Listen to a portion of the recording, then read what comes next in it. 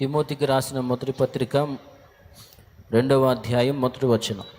మనము సంపూర్ణ భక్తియు మాన్యతయు కలిగి నెమ్మదిగాను సుఖముగాను బ్రతుకు నిమిత్తము అన్నిటికంటే ముఖ్యముగా మనుషులందరి కొరకును రాజుల కొరకును అధికారులందరి కొరకును విజ్ఞాపనలను ప్రార్థనలను యాచనలను కృతజ్ఞతాస్తుతులను చేయవలనని హెచ్చరించుచున్నాను. అన్నిటికంటే ముఖ్యంగా మీరు ఒకటి చేయాలన్నాడు. ఏమిటి అన్నిటికంటే ముఖ్యం? రాజుల కొరకును అధికారుల కొరకును అని 2లో పెట్టాడు. మొట్టమొదట మనుషులందరి కొరకును అన్నాడు. మనుషులందరి కొరకును, రాజుల కొరకును, అధికారులందరి కొరకును విజ్ఞాపన చేయాలి, ప్రార్థన చేయాలి, యాచన చేయాలి, కృతజ్ఞతాస్తుతులు చెల్లించాలి. ఇది అన్నిటికంటే ముఖ్యంగా చేయండి అన్నాడు. మాయ్ ఏం చెప్పాడు? అన్నిటికంటే ముఖ్యంగా రోజు బోధనని అన్నాడా? ఏం చెప్పాడు? మనుషులందరి కొరకును, రాజుల కొరకును, అధికారుల కొరకు, అందరి కొరకును ప్రార్థన, యాచన, విజ్ఞాపన, కృతజ్ఞతాస్తుతి చెల్లించమన్నాడు. ఖచ్చితంగా చేయాలి. ఎందుకు అంటే స్టార్టింగ్లో చెప్పాడు, మనము సంపూర్ణ భక్తియు మాన్యతయు కలిగి నెమ్మదిగాను సుఖముగాను బ్రతకాలంటే ముందు వీళ్ళు లైన్లో ఉండాలి. వీళ్ళు లైన్లో ఉంటే మనం నెమ్మదిగా ఉంటాం. వీళ్ళు తేడా పడ్డారనుకో మనకి ఇబ్బంది అయింది. అందుకని మనము సంపూర్ణ భక్తియు మాన్యతయు కలిగి నెమ్మదిగాను సుఖముగాను బ్రతుకు నిమిత్తం అన్నిటికంటే ముఖ్యముగా మనుషులందరి కొరకును, రాజుల కొరకును, అధికారులందరి కొరకును విజ్ఞాపన, ప్రార్థన, యాచన, కృతజ్ఞతాస్తుతులను చెల్లించాలి. గుర్తుపెట్టుకోండి, ప్రతిరోజు చేయండి ప్రార్థన. ఓకేనా? అదే మన ఆయుధం, ప్రార్థనే మన ఆయుధం. దేవునికి స్తోత్రం. 2 సంగతులు చెప్తాం మీకు. మనం పోరాటములో ఉన్నాం, పోరాడవలసి ఉన్నాం. పోరాటములో ఉన్నాం, పోరాడవలసి ఉన్నాం అని బైబిల్ చెప్తుంది మనకి. పోరాటములో ఉన్నాం అని ఎలా అర్థమైద్ది మనకి అంటే, ఇరుకు మార్గమున ప్రవేశింప పోరాడుడి, అనేకులు దానిలో ప్రవేశింప జూతురు గాని వారి వలన కాదన్నాడు. అసలు యేసు ప్రభువుని నమ్ముకోవడానికే పెద్ద పోరాటం. కులస్తులతో, మతస్థులతో, వ్యసనాలతో, అలవాట్లతో, శరీరంతో పెద్ద ఫైటింగ్. వీటన్నిటినీ జయించినోడే ఫస్ట్ యేసు ప్రభువు రక్తంలో కడగబడతాడు. ముందు ఇరుగు మార్గంలో ఎంటర్ అవుతాడు. ఇరుగు మార్గ ప్రవేశం ఒక పోరాటం అయితే, ఇరుగు మార్గంలోకి ఎంటర్ అయిన తర్వాత కూడా పోరాటమే. తెలుసా మీకు ఆ సంగతి? ప్రతిరోజు పోరాటమే. ఏబు గ్రంథము 7వ అధ్యాయము 1వ వచనం, భూమి మీద నరుల కాలము యుద్ధ కాలము కాదా అన్నాడు. అంటే పోరాటంతో కూడిన కాలము. ఏబు గ్రంథము 7:1 ఏముంది అక్కడ? భూమి మీద నరుల కాలము యుద్ధ కాలము కాదా అన్నాడు. బాగా వినాలి. చాలా కీలకమైన 2 సంగతులు మాట్లాడి ప్రార్థన చేసేస్తా. మిమ్మల్ని ఎక్కువ ఇబ్బంది పెట్టదలుచుకోవాలా.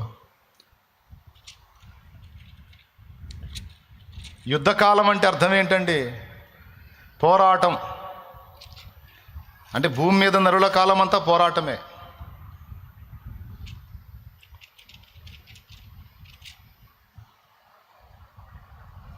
క్రీస్తు యేసునందున్న మనకు కూడా పోరాటమే. యేసులోకి రావటం పోరాటం, యేసులోకి వచ్చినాక పోరాటం. దేంతో పోరాటం అంటే,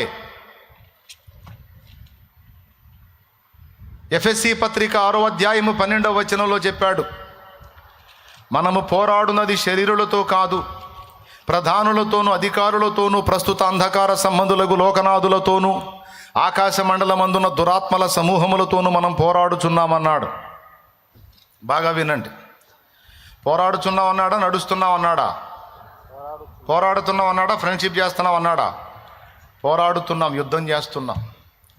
ఎవరితో యుద్ధం చేస్తున్నాం? మనకు కనబడుతుంది శరీరులు అంటే మనుషులే, కానీ వారి వెనక వారిని శోధించి వారు మనల్ని శోధించేటట్టు చేస్తుంది 3 వర్గాల దురాత్మలు. ఒకటి ప్రధాన దూతలు, ప్రధానులు, 2 అధికారపు దూతలు, 3 ఆకాశ మండలమందున దురాత్మల సమూహములు. దురాత్మ అనల, దురాత్మలు అనల, గుంపులు గుంపులు అన్నాడు, దురాత్మల గుంపులు. ఎప్పుడైతే ఇరుకు మార్గంలోకి మనం ఎంటయ్యామో మనల్ని ఎలాగైనా సరే వెనక్కి తిప్పాలని ఈ 3 వర్గాలుగా అవి మన మీద అటాక్స్ చేస్తూ ఉంటాయి. మనల్ని వెనక్కి తిప్పడానికి దాడి. ఏ ఏ కార్యాలు చేయకుండా మన మీద దాడి చేస్తాయో చెప్తా, ఇంట్రెస్ట్ ఉంటే రాసుకో. నంబర్ 1, మనల్ని క్రీస్తును వదిలిపెట్టి మళ్ళా లోకములోకి వెళ్ళిపోయి ప్రాచీన స్థితికి వెళ్ళిపోయేటట్లు మన మీద దాడి చేస్తాయి. నంబర్ 1, మనల్ని వెనక్కి తిప్పడానికి మన మీద దాడి జరిగిద్ది. నంబర్ 2, మనం పాపములో పడి విశ్వాస విషయంలో బలహీనపడి మన భక్తి ప్రశాంతంగా చేయకుండా దేవునితో మనకున్న సంబంధం తెంపబడే విధంగా మనం శోధించబట్టానికి అవి మన మీద అటాక్ చేస్తాయి, దాడి చేస్తాయి. 2, 1 మనల్ని వెనక్కి తిప్పడానికి, 2 ఒకవేళ ముందుకు సాగటానికి ప్రయత్నించిన ప్రశాంతంగా ముందుకు సాగలేకుండా ఎక్కడ వేసిన గొంగళ్ళు అక్కడే అన్నట్టు ఆగిపోవడానికి. ఏముంది, ఆత్మీయ జీవితంలో పడతాలు లెగుస్తా ఉంటే ఇక ముందుకు పోయేది ఉండదు. విశ్వాసిగానే ఆగిపోతుంటాడు. అయ్యో నేను కూడా దేవుని పని చేయాలి, నేను కూడా దేవుని కొరకు ప్రకటించాలి, నేను కూడా సేవ చేయాలన్న అభిప్రాయానికి రాలేడు. ఏమనుకుంటాడు తెలుసా, నేనే పడతాలు లెగుస్తా ఉన్నా, ఇంకొకటికి ఏం చెప్పేది, ఇంకొకటి నేను నిలబెట్టేది నా వల్లే కావట్లేదని నిరాశపడిపోతాడు. అలా మనం నిరాశలోకి వెళ్ళిపోవడానికి, పదే పదే పాపంలో పడిపోవునట్లు, దేవునితో సంబంధం తెగిపోవునట్లు మనల్ని శోధిస్తాయి. 2, 3, మనం ఎవరికైనా సువార్త చెప్పడానికి ప్రయత్నిస్తే సువార్త చెప్పడానికి అనువైన ప్రశాంతత మనకి లేకుండా మనల్ని అటాక్ చేస్తాయి. తెలుసా మీకు ఆ సంగతి? నీకు ఇంట్లో పరిస్థితులన్నీ ప్రశాంతంగా ఉన్నాయి అనుకో, ఇక నువ్వు ఊరుకో, నువ్వు ఆ అమ్మని గదిలిచ్చో ఈ అమ్మని గదిలిచ్చో సువార్త చెబుతూ ఉంటావు. అందుకని అయ్యేం చేస్తాయో తెలుసా, నీ ఇంట్లోనే ఒక తిరణాలు సృష్టిస్తాయి, నీ ఇంట్లోనే ఒక గందరగోళం, నీ భర్తకు బాగలేకో, నీకు బాగలేకో, పిల్లలకు బాగలేకో, నువ్వే తట్టెడు దుఃఖంలో ఉండేటట్టు చేస్తాయి, నీకే ప్రశాంతత లేకుండా చేస్తాయి. మరి నీకే ఇవన్నీ లేనప్పుడు నువ్వు పోయి ఇంకొకళ్ళకి చెప్పేది ఎక్కడా? కాబట్టి నీవు సువార్త ప్రకటించకుండా నిన్ను అసలు ఆపివేయడానికి, నిన్ను డిస్టర్బ్ చేయడానికి ప్రయత్నం చేస్తాయి దురాత్మలు. ఇది 3వది. ఒకవేళ నువ్వు బయటికి వెళ్ళి ప్రకటించడానికి ప్రయత్నం చేస్తే అట్లా కూడా కొంతమంది వ్యక్తుల్ని శోధించి నువ్వు ప్రకటించకుండా అడ్డగించడానికి అట్లా కూడా దాడి చేస్తాయి. అర్థమైందా? ఇలాగా మనం ప్రశాంతంగా ఉండకుండా, సజావుగా భక్తి చేసుకోకుండా, దేవుని సువార్త ఇతరులకు ప్రకటించకుండా మనం మళ్ళా వెనక్కి వెళ్ళిపోయేటట్టు ఇలా అనేక రీతుల మన మీద నిరంతరం దాడి జరుగుతూనే ఉంటుందని ఎప్పుడు మర్చిపోవద్దు. నీ కంటికి ఎవరూ కనబడకపోవచ్చు, కానీ నీ మీద వాటి దృష్టి ఉంటుంది. బ్రదర్, నేను చెప్పేది నిజం. నీకు అర్థమవుతుందో లేదో నాకు తెలియదు. అర్థమవుతుందా? కావాలంటే చూడు, ఎవరిళ్లలో అయితే ప్రార్థన చేసుకోవడానికి టైం ఇస్తారో, అవకాశం ఇస్తారో వాళ్ళని శోధిస్తాయి, వాళ్ళ కుటుంబంలో గలిబిలి సృష్టిస్తాయి. ఆ దెబ్బకు దడుచుకొని నీళ్ళు సర్దుకుంటారు.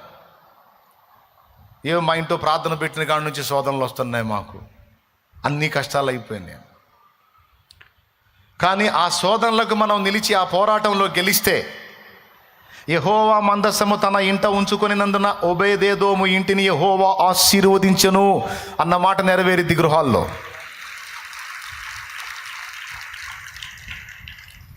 ఆ పోరాటాలకు తట్టుకొని మనం కానీ గెలవగలిగితే, ఓపిక పట్టగలిగితే, సరే శోధనలు ఎదురైనప్పటికీ కూడా నా ఇంట జరిగే ప్రార్థన నేను ఆపను, నా ఇంట జరిగే దేవుని పనిని నేను ఆపనని నువ్వు కానీ గట్టి పట్టి కూర్చుంటే, శోధన కాలంలో అవి శోధించిన తర్వాత దేవుడు ఎంటర్ అవుతాడు, వాటిని తొలగించి ఒబేదేదో మీ ఇంటిని ఆశీర్వదించినట్టు నీ ఇంటిని కూడా తప్పనిసరిగా ఆశీర్వదిస్తాడు, అది వర్ధిల్ల చేస్తాడు.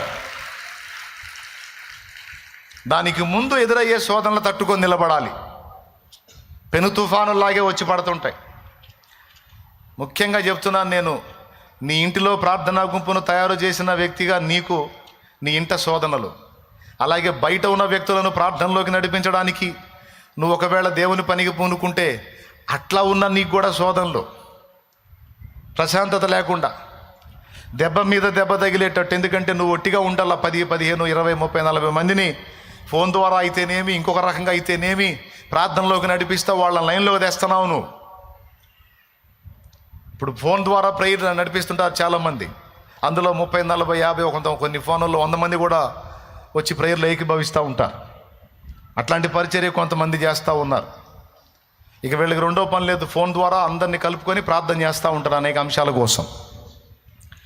నువ్వు అలా నిలబడినా, ఫోన్ ద్వారా అనేకుల్ని ప్రభావితం చేసిన, ఇంటిలో ప్రార్థనా గుంపును లేపినా, లేకపోతే బయటికి వెళ్ళి ప్రకటించాలి అనే ఉవ్విళ్ళూరినా కుట్ర జరిగిద్ది నీ మీద.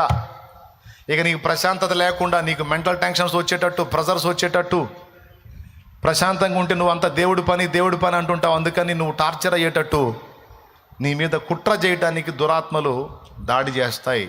ఇది ఖచ్చితంగా జరిగిద్ది.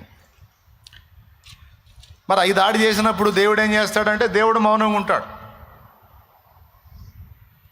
దేవుడు ఎందుకు మౌనంగా ఉంటాడంటే, వాటి దాడుల్ని తిప్పి కొట్టడానికి కొన్ని ఆయుధాలు ఇచ్చాడు దేవుడు. వాటి దాడుల్ని తిప్పి కొట్టడానికి కొన్ని ఆయుధాలు ఇచ్చాడు. ప్రభువా, ఏంది నా మీద ఇట్లా కుట్ర జరుగుతుందంటే, మరి దేవుని నా పని చేయాలి, సేవ చేయాలని ఆశ కలిగి ఉన్నావు, ఏదో ఒక విధంగా నన్ను మయంపరచాలని తపన కలిగి ఉన్నావు, బాగానే ఉంది, అభిప్రాయం మంచిదే, ఆలోచన మంచిదే. మరి అలా పూనుకున్నప్పుడు యుద్ధం ఎదురైద్దని నీకు తెలియదా? శత్రువులు నీ మీద ముట్టడి వేస్తారని నీకు తెలియదా? నిద్రమోహమా, తెలుసుకో ముందు అది ఏడు అంటాడు. ఏమన్నా అర్థమైంది నేను చెప్పింది? వాడి గుప్పెట్లో ఉన్న వాళ్ళను నువ్వు బయటికి తీసుకురావడానికి ట్రై చేస్తే వాడు ఎందుకు ఊరుకుంటాడు? వాడు నీ మీద దాడి చేస్తాడని నీకు తెలియదా? నువ్వు అది ఎరిగి ఉండాలి. ఎప్పుడైతే నువ్వు నా పక్షాన నిలబడతావో, ఎప్పుడైతే నువ్వు నా చిత్తం నెరవేర్చాలనుకుంటావో, ఎప్పుడైతే నీవు నా కొరకు ఫలించాలనుకుంటావో, నన్ను మయంపరచాలనుకుంటావో, నా కోసం బతకాలనుకుంటావో, అప్పుడు నీకు ఒకంతగా ఉన్న అగ్నిగుండము 7 అంతలు ఎక్కువైద్దని మర్చిపోవద్దు. శద్రకు, మేషాకు, అబేద్నెగో అనే భక్తులు ఎప్పుడైతే దేవుని పక్షమున నిలిచి మేము ఆయనకే మొక్కుతాం కానీ మరి దేనికి మొక్కమని నిలబడ్డారో, అంతవరకు ఒకంత మండుతున్న అగ్నిగుండాన్ని నెబుకద్నెజరు 7 అంతలు ఎక్కువ చేయమన్నాడు. నీకు తెలుసా సంగతి? ఒకవేళ వీళ్ళు దేవుడి పక్షాన లేకుండా అందరితో పాటు గుంపులో గ్లోరీ, నలుగురిలో నతనయేలన్నట్టుగా ఆ బొమ్మకు మొక్కినట్టయితే గొడవ ఉండేది కాదు, అసలు అగ్నిగుండంలో పడేవాళ్లే కాదు. కానీ వీరు ఎప్పుడైతే దేవుని మహిమపరచాలి, దేవుని పక్షంగా నిలబడాలి అని తీర్మానం చేసుకున్నారో, దైవ చిత్తాన్ని నెరవేర్చాలని డిసైడ్ అయ్యారో, అప్పుడు ఒకంతగా ఉన్న అగ్నిగుండము 7 అంతలు ఎక్కువైంది. యాజ్ ఇట్ ఈజ్గా దేవుని పక్షాన నిలబడి దేవుని కోసం ఫలించాలి, పనిచేయాలనుకునే వాళ్ళందరికీ కూడా 7 అంతల అగ్నిగుండాన్ని దృష్టిలో పెట్టుకోండి. దేవునికి స్తోత్రం. అంటే నీకు ఒకంతగా ఉన్న శ్రమ 7 అంతలు ఎక్కువయ్యే అవకాశం ఉండొచ్చు. దానికి మెంటల్గా ప్రిపేర్ అయి ఉండాలి. అబ్బో అట్లయితే కష్టమేలంటే సర్దుకో, పిరికి పందా, లేదు భలే పనేనే, చచ్చినా పర్వాలా, సాగు వచ్చినా పర్వాలా, నేను మాత్రం వెనక్కి తగ్గే ప్రసక్తే లేదు. నా దేవుని మహిమ కోసం బతకాలి, నశించిపోతున్న ఆత్మల రక్షణ కోసం కష్టపడాలి, ప్రభునామాన్ని మహిమపరచాలి, పరిశుద్ధుల విజ్ఞాపన నేను జరిగించాలి, నేను దేవుని కోసం జీవించాలి అనే దమ్ముంటే ధైర్యవంతుడా అలా విను. అట్లాంటి ధైర్యం లేని పిరిగి పందలారా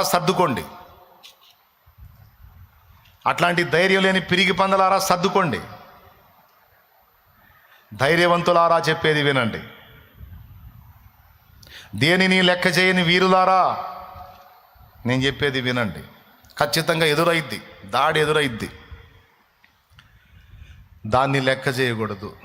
ఇంత పరిచర్య జరిగిస్తూ ఉన్నాడు నా ద్వారా దేవుడు ఆయన. మరి స్టార్టింగ్లో మరి నాకు ఎదురై ఉండదంటారా? మీ ఇంట్లో చిన్న ప్రార్థన పెడితేనే అబ్బో ఏందో తెగ శోధనలు వస్తున్నాయి అంటున్నా. మరి ఇంత చేసే నాకు ఎంత దాడి ఉంటుందో ఒక్కసారి చెప్పు. నువ్వు చేసేది ఎక్కువ, నేను చేసేది ఎక్కువ? ఎవరు చేసేది ఎక్కువ? నువ్వు చేసేది ఎంత? దానికి అబ్బో శోధనలని గందరగోళం అయిపోతే ఇక నేను మెంటల్ హాస్పిటల్లో చేరాలి.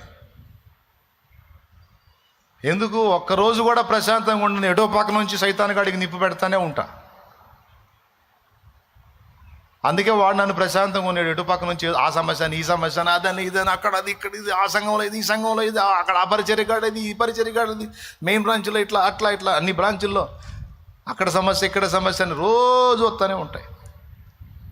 బయటికి వచ్చి కూర్చుంటే చాలిగా రెడీగా ఉంటాయి కేసులు. ఎందుకు? నన్ను మెంటల్గా టార్చర్ చేయడానికి.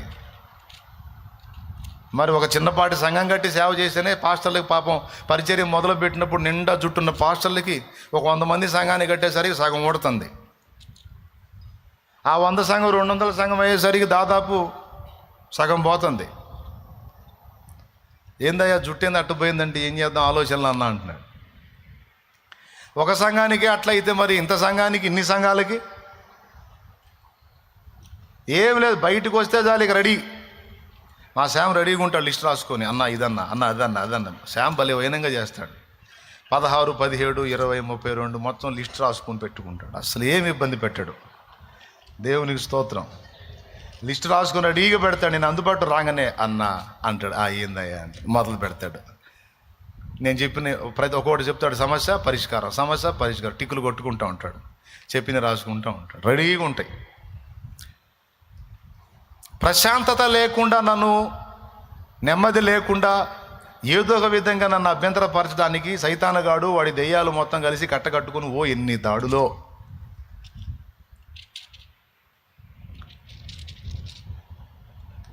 దేవుని పక్షమున మనం నిలిచి దైవ చిత్తము నెరవేర్చబూనుకున్నప్పుడు ఒకంతగా ఉన్న శత్రువు యొక్క కుట్ర 7 ఇంతలు ఎక్కువ అవుతుంది.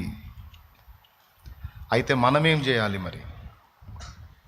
ఈరోజు ఆల్రెడీ మీలో చాలామంది భక్తిపరులు ఎదుర్కొంటున్నారు ఈ శోధనలు. సేమ్ నాలో ఈ డౌట్ ఉందన్న అన్నోళ్ళు చేతులు ఎత్తండి. నిజంగా నాలో ఈ సందేహం ఉంది. నేను దేవుని కోసం నిలబడాలి, పరిగెత్తాలి, 4 ఆత్మలు రక్షించాలి, పని చేయాలి, ప్రార్థన గుంపును తయారు చేయాలి, సేవ చేయాలి అనుకుంటున్నప్పుడల్లా నాకు శోధనలు ఎక్కువైపోతున్నాయి అన్నోళ్ళు చేతులు ఎత్తండి. అది చూసారా? మరి అనుభవం. మరి నాకెట్ట తెలుసు? అనుభవం. దేవునికి స్తోత్రం. మరి ఎట్లా? శత్రువేమో బలవంతుడు, వాడేమో కనపడకుండా కొడుతున్నాడు మనల్ని. ఒకడే కొడుతున్నాడు అంటే మనకు ఒక్కొక్కళ్ళకి ఎన్ని వందల దయ్యాలు తగిలిచ్చాడో తెలియదు, మనల్ని ఎన్ని దయ్యాలు రౌండ్ వేసినాయో తెలియదు. కానీ ఇక్కడైతే ముందే చెప్పేశాడు, మనం పోరాడున్నది శరీరులతో కాదు, ప్రధానులతోనూ అధికారులతోనూ, ప్రస్తుత అంధకార సంబంధులకు లోకనాథులతోనూ, ఆకాశ మండలమందున దురాత్మల సమూహములతోనూ మనం పోరాడుచున్నాము.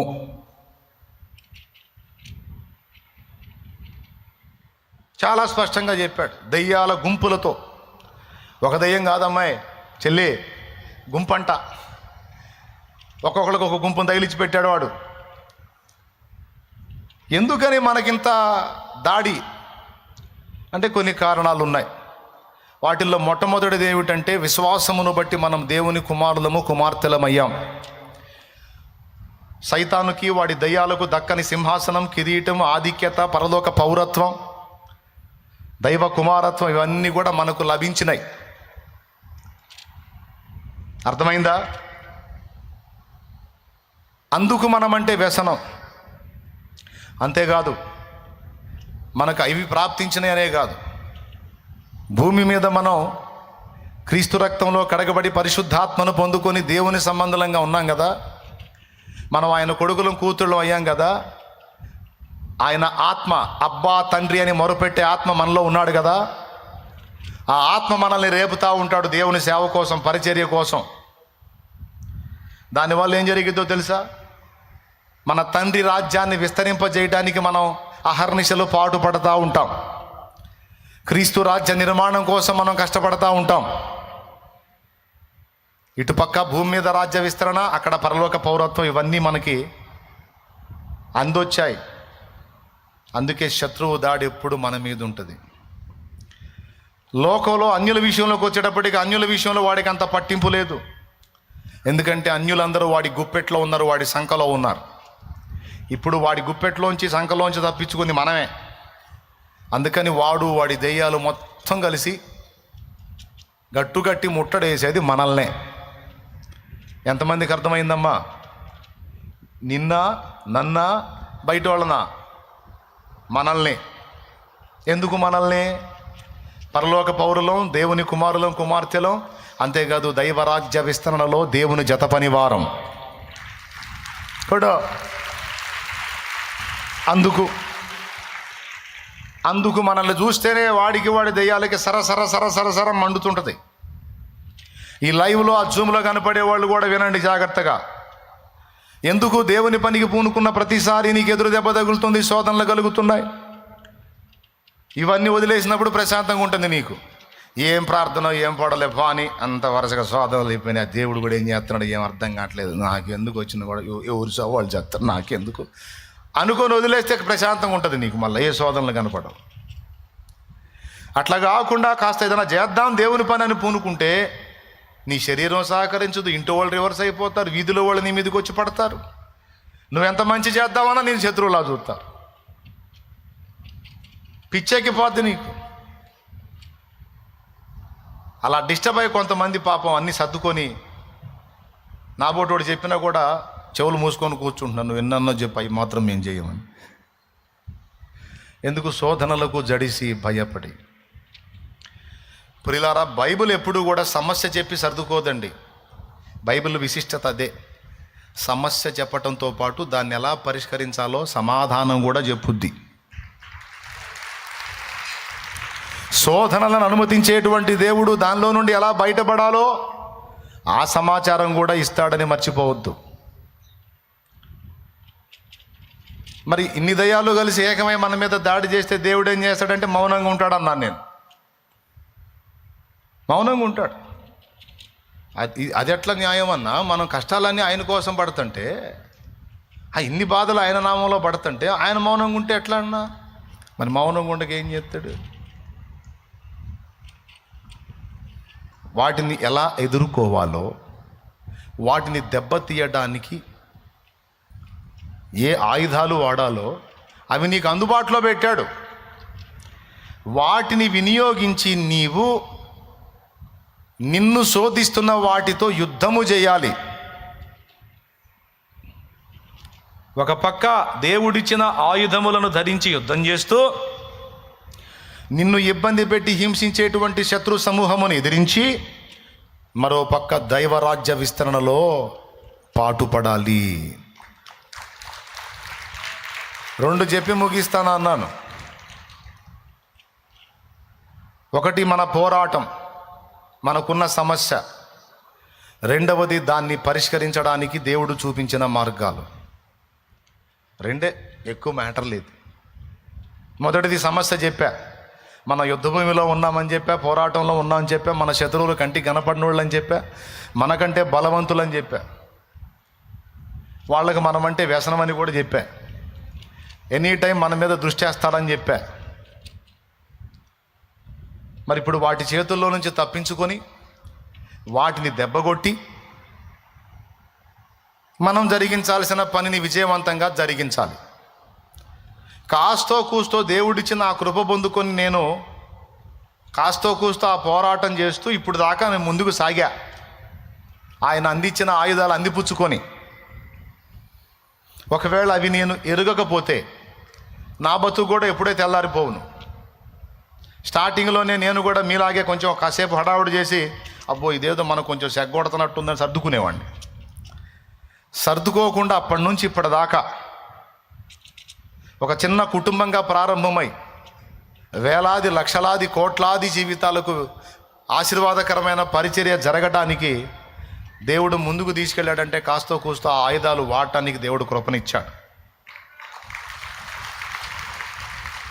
లేకపోతే నేను నీ కాడికి ఏమన్నా పెద్ద మునగాడినా తోపునా నేనేమన్నా? నీ కాడికి ఎక్కువ ఏమైనా ఉందా ఏంది? నాకు ఏం లేదు. కాస్త గ్రంథంలో చెప్పిన విషయాలు కొన్ని మైండ్లో పెట్టుకున్నా, హృదయంలో పెట్టుకున్నా, వాటిని వినియోగించి లైన్లోకి వెళ్తున్నా. మనల్ని అటాక్ చేసేటువంటి శత్రువులను, మనల్ని ఏడంతలుగా శ్రమ పెట్టడానికి ప్రయత్నించేటువంటి శత్రువులను ఎదిరించడానికి దేవుడే కొన్ని ఆయుధాలను మనకు అనుగ్రహించాడు. వాటిని మనం కానీ కలిగి ఉంటే తప్పనిసరిగా మనల్ని ఎదిరించేటువంటి అంధకార శక్తుల్ని అణగద్రొక్కి దైవ కార్యములను సాధించుకుంటూ ముందుకు సాగిపోవచ్చు. రేపు దేవుని ముందు జయించిన వారుగా నిలబడవచ్చు. అలా దేవుడు మనకు అనుగ్రహించినటువంటి ఆయుధములలో ప్రప్రథమమైనది, కీలకమైనది, ప్రాముఖ్యమైనది, శ్రేష్టమైనది ప్రార్థన. ప్రార్థన, ప్రార్థన, ప్రార్థన. అందరినీ ప్రార్థనలోనికి నడిపించే వాళ్ళు సహజంగా వాళ్ళ వ్యక్తిగత ప్రార్థనను నిర్లక్ష్యం చేస్తారు. పాస్టర్లు కూడా వినడా ఉన్నారో సర్దుకున్నారో అన్న ప్రసంగం మొదలుపెట్టాడు, ఇంకేడు వింటాంలే అని. ఉన్నారా? రైట్. వాటిల్లో మొట్టమొదటిది ప్రార్థన. ఇది రొటీన్ డైలాగ్ అనుకోవద్దు. ఎందుకు ప్రార్థన అంటే ఆయనే చెప్పాడు గ్రంథంలో. 1 తిమోతి 2:1 ఇందాక మీరు చెప్పారు, అన్నిటికంటే ముఖ్యముగా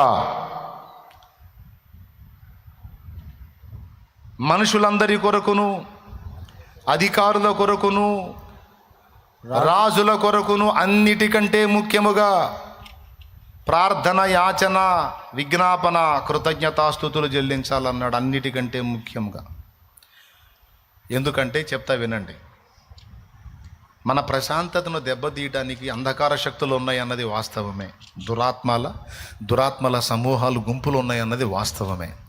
అయితే అవి డైరెక్ట్గా వచ్చి నిన్ను అటాక్ చేయవు. అస్సలు అవి నీ ఎదురు పడవు. వాటికి అంత సీన్ లేదు. మళ్ళీ ఏం చేస్తాయంటే నీ చుట్టూ ఉండే వ్యక్తులను శోధిస్తాయి. ఇక వాళ్ళు నిన్ను శోధించడం మొదలు పెడతారు. అది జరిగే తంతు. శద్రకు, మేషకు, అబేద్నెగోలని అగ్నిగుండంలో వేసింది రాజా దయ్యాల? పెద్దగా చెప్పాలి. రాజా దయ్యాల? దయ్యాలే, రాజు కాదు, దయ్యాలు. దయ్యాలు రాజును శోధించాయి. దయ్యాల చేత శోధించబడిన రాజు దేవుని ప్రజలకు శత్రువుగా మారాడు. అది జరిగింది. దానియేలు బహుప్రియుడు. దానియేలును సింహాల గుహలో వేయించింది రాజా దయ్యాల? ఇప్పుడు చెబుతారు దయ్యాలే అని. రైట్, నిజమే. దయ్యాలు రాజు ఆస్థానంలో ఉండే కొంతమంది మనుషుల్ని శోధించాయి, వాళ్ళని కదిలించాయి. వాళ్ళు పోయి రాజును కదిలించారు. రాజు దానియేలును అందులో వేయించాడు. అది జరిగింది. ఇప్పుడు దయ్యాలు కనపడుతున్నాయా? బయటికి కనపడుతున్నాయా? ఆహా. మరి ఎవరి రూపంలో శోధిస్తున్నాయి? సాటి మనుషుల రూపంలో ఉండి శోధిస్తున్నాయి అవి. ఇప్పుడు అబద్ధం ఆడకుండా చెప్పు, నువ్వు చాలా సఫర్ అవుతున్నా అన్నావు, చాలా టార్చర్ అవుతున్నాను అన్నావు. కంటికి కనబడిన దయ్యాల వలన, కంటికి కనబడే మనుషుల వలన? మనుషుల వల్లే అన్నోళ్ళు చేతులు ఎత్తండి. కంటికి కనబడిన దయ్యాల వల్ల కాదన్నయ్య, కంటికి కనబడుతున్న మనుషుల వల్లనే నేను సఫర్ అవుతున్నాను అన్నోళ్ళు చేతులు ఎత్తండి. చేతులు ఎత్తని వాళ్ళంతా ఏ మనుషులతో సఫర్ కావట్లేదు అన్నమాట. అప్పులు వాళ్ళు ఎంతమందో చేతులు ఎత్తండి. అప్పులు ఉన్నోళ్ళు అందరూ నాకు అప్పులు ఉన్నాయి అన్నోళ్ళు చేతులు ఎత్తండి. అన్నయ్య నాకు అప్పులు ఉన్నాయి అన్నయ్య అన్నోళ్ళు చేతులు ఎత్తండి. మరి ఇందాక చెయ్యత్తమే అక్కాయ్, యాడున్నా నీకెళ్ళి చూస్తున్నా నేను, నువ్వు చెయ్యత్తట్లేదు ఏందని.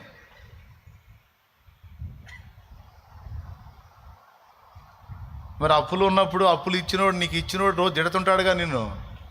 అప్పుడు ఆ మనిషి వల్ల సఫర్ అవుతున్నట్టేగా నువ్వు. అట్లా ఇరుగు పొరుగుల వల్ల, కుటుంబంలో వ్యక్తుల వల్ల, కొన్ని సూటిపోటి మాటల వల్ల, బంధువుల మాటల వల్ల, వాళ్ళు చేసే అవమానాల వల్ల, వాళ్ళు కలిగించే ఇబ్బందుల వల్ల ఎక్కువ శాతం మంది సఫర్ అయ్యేది వ్యక్తుల వల్లనే. కొంతమంది అధికారుల వల్ల సఫర్ అవుతారు, కొంతమంది రాజుల వల్ల సఫర్ అవుతారు. మొత్తంగా కనపడేది మనుష్యులే. రాజుల రూపంలో ఉన్నాయి, అధికారుల రూపంలో ఉన్నాయి, సాటి మనుషుల రూపంలో ఉన్నాయి. మనకొచ్చే శోధనలు ప్రభుత్వం వల్ల కానీ, అధికారుల వల్ల కానీ, లేకపోతే ఇరుగు పొరుగు సాటి మనుషుల వల్ల కానీ వస్తాయి తప్పించి ఆకాశంలోంచి ఊడిపడవు మనకు సమస్యలు. ఎంతమంది ఒప్పుకుంటారు? అవునా? నీ గురించి ఒక ఆమె ఇంకొక ఆమెకి తేడాగా చెప్పింది అనుకో, సైతాంది నా గురించి ఇట్ట ప్రచారం చేస్తున్నా అంట, అన్నయ్య సైతాంది అంట. నిజమే, కరెక్టే చెప్పావు. ఆ యమ్మి మంచిదే కానీ ఆ యమ్మిని శోధిస్తుంది సైతాన్. లేకపోతే నీ వ్యవహారం ఆ యమ్మికి ఎందుకు? పిచ్చమ్మికి శోధిస్తుంది, దయ్యం చేత శోధింపబడి నిన్ను వేధిస్తుంది. అంటే నువ్వు కంటికి కనబడుతున్న వ్యక్తిని చూస్తున్నావు కానీ వ్యక్తి వెనకాడుతున్న దయ్యాన్ని చూడట్లా. ఫస్ట్ నుంచి మనుషులు ఇంతే మోసపోతా ఉన్నారు. తాగి నిన్ను ఇబ్బంది పెడుతున్న నీ కొడుకునో నీ భర్తనో నువ్వు చూస్తున్నావు కానీ ఆ తాగుడికి కారణమైన దయ్యాన్ని చూడవు నువ్వు. నీ దాడంతా కూడా నీ బిడ్డ మీదో భర్త మీదో ఉంటుంది కానీ వాళ్ళ వెనకాడుతున్న దయ్యం మీద ఉండదు నీ దాడి. అసలు అవి ఒకటి ఉన్నాయి, వాళ్ళని శోధిస్తున్నాయి అన్న గ్రహింపే నీకు లేదు.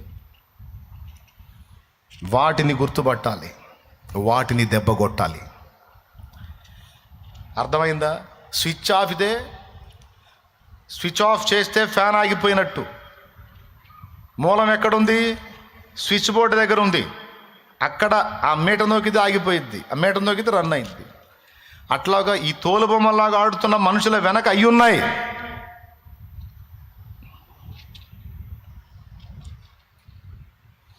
మనమేమో పాటలు పాడుకుంటాం కానీ వాస్తవాలు గ్రహించాం. అపజయముల మధ్య వెనుకంజ వేయకుమా, పోరాడుచున్నది అంధకార శక్తులతో.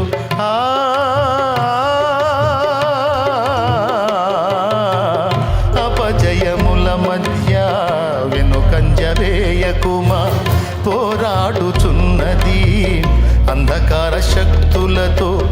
దేవుడిచు సర్వాంగ కవచమును ధరించుకొని ధూపార్తి చేబూని స్తుతియాగము చేయుచు, జయమే ఊపిరిగా గురి యొద్దకే సాగిపో, జయమే ఊపిరిగా గురి యొద్దకే సాగిపో.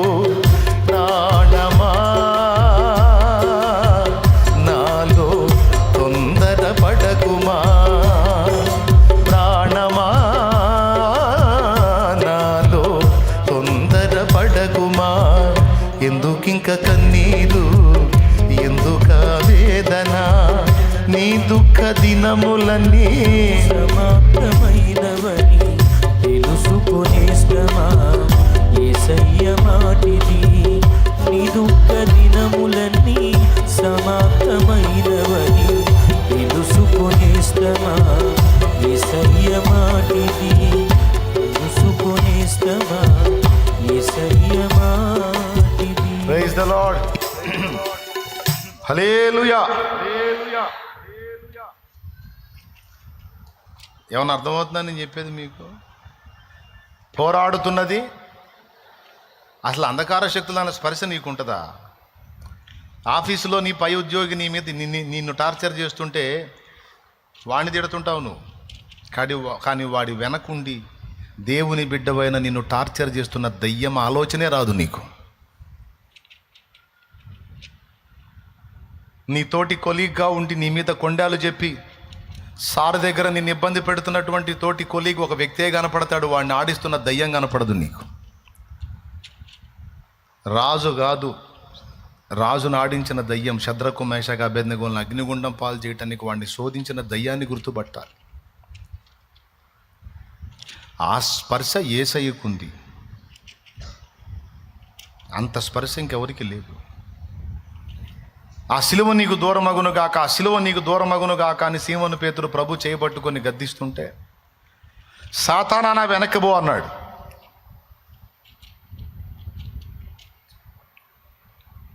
అన్నాడా? ఎవరిని గద్దించాడు? పేతురు సైతాను మొహమాడ వెనక్కి పో అనలా, సాతానా నా వెనక్కి పో అన్నాడు. డైరెక్ట్గా సాతాన్ని గద్దించాడు. అంటే పేతురుని ఎవరు శోధిస్తున్నారో ప్రభు గుర్తుపట్టేశాడు. ఇస్కరియోతు యూదాని ఎవరు శోధిస్తున్నారో గుర్తుపట్టేశాడు. వాడు ఆ ముక్క పుచ్చుకోగానే సాతాను వానిలో ప్రవేశించెను. జరుగుతున్న సంగతుల వెనక మూలాలేంటో తెలుసు యేసయ్యకు. మనమేమో ఆయన బిడ్డలమని చెప్పుకుంటున్నాం, కానీ మనకు మూలాలు తెలియదు. సంగతులే చూసి వస్త్రములు చించుకొనుచున్నాము. వాళ్ళు ఎట్ట చేశారు, వీళ్ళు ఎట్ట చేశారు, వాళ్ళు అలాగా, వీళ్ళు ఇలాగా, కొడుకు అలా, కూతురు ఇలాగా, బంధువులు ఇలాగా, పక్కోళ్ళు ఇలాగా, పైన వాళ్ళు ఇలాగా, క్రింద వాళ్ళు ఇలాగానే. మరి కనపడేది మనకి వీళ్ళేగా అని కాదు. దేవుని బిడ్డవైన నిన్ను విసిగించడానికి, వేధించడానికి, శోధించడానికి, ఇబ్బంది పెట్టడానికి, నీ ద్వారా జరుగుతున్నటువంటి దేవుని రాజ్య విస్తరణ జరగకుండా ఆపటానికి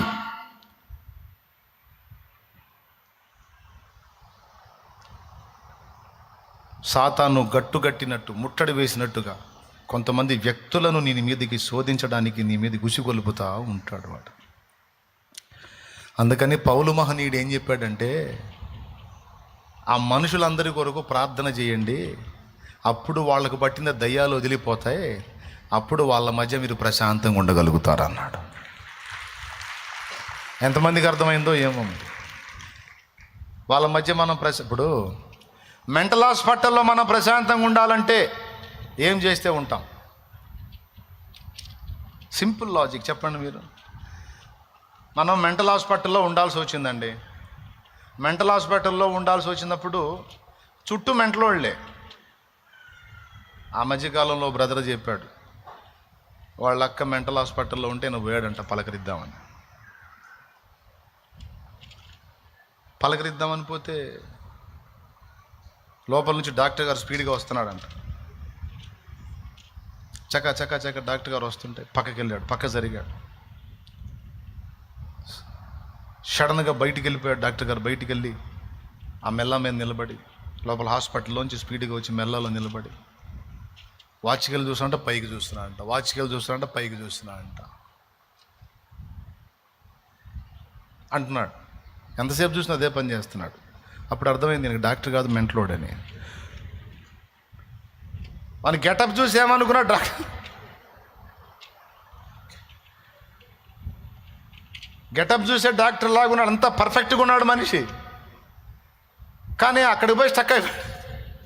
పైకి చూడటం వాచ్, చూడటం పైకి చూడటం వాచ్, ఇక అదే పని. వాళ్ళ అక్క దగ్గరికి వెళ్తే కాస్త ఆమె కొంచెం మానసిక స్థితి బాగలేదని చేర్చారు కదా, కొంచెం మెడిసిన్ వాడే, రేపు కొంచెం పర్వాలేదురా సుమారుగా ఉన్నాను అంటే, సరే ఇక్కడే పండుకుంటా లేక అని అలా అక్క పక్కన బెడ్ వేసుకొని పండుకున్నా అంటే, ఆ పక్కన మెంటల్ వాళ్ళు ఉన్నారు. ఆ వార్డు మొత్తం అసలు ఎవడు గొడవ చేయడు, చాలా ప్రశాంతంగా ఉన్నారంట.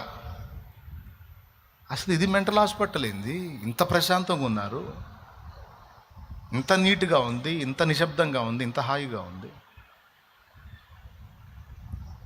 వాళ్ళు చెప్పారంట, సార్ ఇక్కడ వద్దు, మీకు సపరేట్గా ప్లేస్ ఇస్తాం, అక్కడ పండుకోండి అంటే, లేదు సార్ ఇంత ప్రశాంతంగా ఉంటే ఇక్కడే పండుకుంటాను సార్ నేను. ఈయన పక్కన ఇంకొకటి బెడ్ వేసుకొని పండుకొని ఉన్నాడు చాలా ప్రశాంతంగా, నవ్వుతా పలకరి.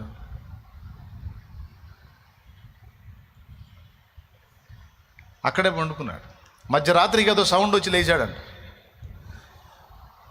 సౌండ్ వచ్చి లెగిస్తే ఆ పడక మీద వాడు లేడు. చిత్రం ఏంటంటే ఆ బెడ్ కూడా లేదు. ఆ పడక మీద వాడు లేచి నిలబడ్డాడు. ఆడు పండుకున్న మంచం ఏమో చేతుల మీదకి ఎత్తి పెట్టాడు.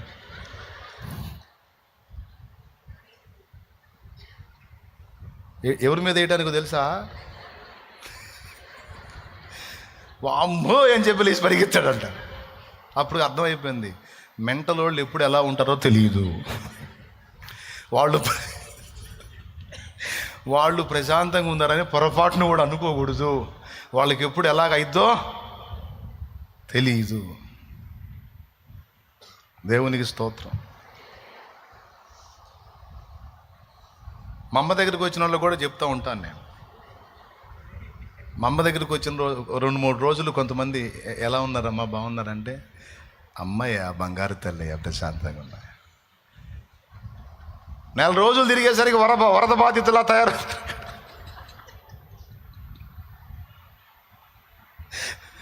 4 రోజులు తిరిగేసరికి వరద బాధితులా తయారవుతారు. ఇంకేం లేదు, సుడిగాలి కొట్టిన వాళ్ళు చుట్టుపోయిద్దే.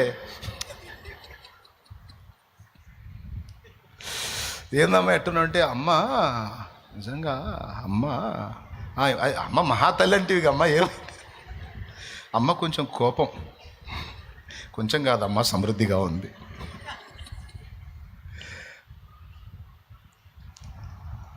మా అమ్మకి మా నాన్న ఒక పేరు పెట్టాడు, మెంటల్దని. ఎప్పుడన్నా ఆమెకి రివర్స్ అయి మాట్లాడితే, దాంతో ఎందుకురా మెంటల్, దాంతో అంటే మానసిక రోగితో మనం పెట్టుకోకూడదు నాన్న అని చెప్తాడు. జోక్ చెప్తున్నాలేండి. మా అమ్మ చాలా మంచిది, చాలా మంచిది. తుఫాన్ లాంటిది అనమాట. ప్రశాంతంగా ఉన్నంత వరకు మంచిది. తేడా వచ్చిందంటే ఒక్కొక్కడికి మౌనం. ఆవేశం వచ్చింటే ఎవడిని లెక్క చేయదు, మనగాడివి కాక పోరా ముందు పో. మహా టెంపర్ అనమాట. ఏదో దేవుడి దళ్ళు ఇప్పుడు మంచిగా మారు మనసు పొంది కాస్త ప్రశాంతంగా ఇప్పుడు ఈ మధ్య ఉంటుంది. కాస్త వృధాప్య వచ్చింది కదా, ఇంకంతగా పెళ్లిసుకుంటానికి కూడా శక్తి ఉండదు కాబట్టి కొంచెం కంట్రోల్లో ఉంటుంది. లేకపోతే పురుషుల్ని కూడా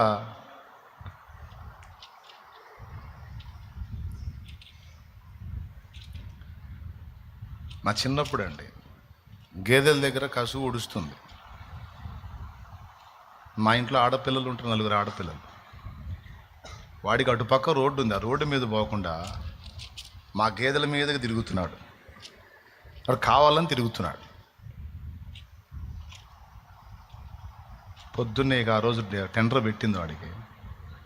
పేడకళ్ళు కొడుతుంది ఇతడు చెంబుతో. అటు వచ్చాడు అంతే, ఆ పేడకళ్ళు కొట్టే ఆ చెంబు తీసుకొని టపామ్మని కొట్టింది. ఇక దాడి స్టార్ట్ అయ్యి, ఎందుకు కొడుతున్నావు వాడు అడగట్లా, ఎందుకు కొడుతుందో ఏం చెప్పట్లా. అప్పుడు యేసుప్రభు నమ్ముకోలేదులే, లోకంలో ఉన్నాం.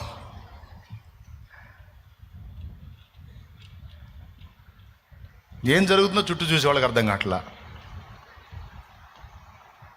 నెత్తి పగిలి రక్తం వచ్చింది వాడికి. అందరూ వచ్చి పడ్డారు. అప్పుడు వదిలిపెట్టి. అంత దీనురాలు మా అమ్మ. దేవునికి స్తోత్రం కలుగును గాక. హల్లెలూయా. ఉందా అక్కడ? ఉందా? ఎక్కడ ఉంది? ఇటు ఉందా? ఎటో కట్టు ఉంటుంది మొత్తానికి.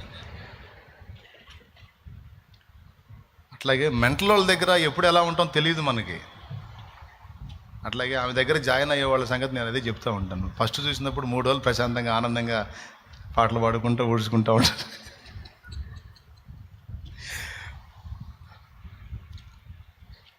మెంటల్ హాస్పిటల్లో ఉన్న మనం ప్రశాంతంగా ఉండాలంటే ఏం చేయాలి? ఏం చేయాలి? 1, మనకన్నా మెంటల్ ఎక్కాలి.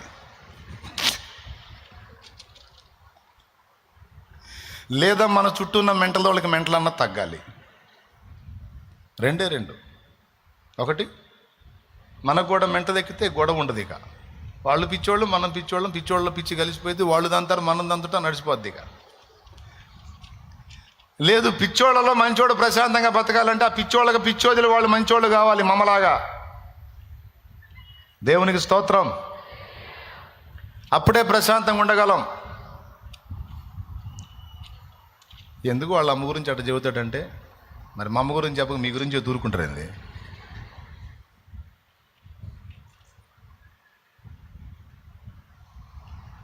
పిచ్చి తగ్గాలి.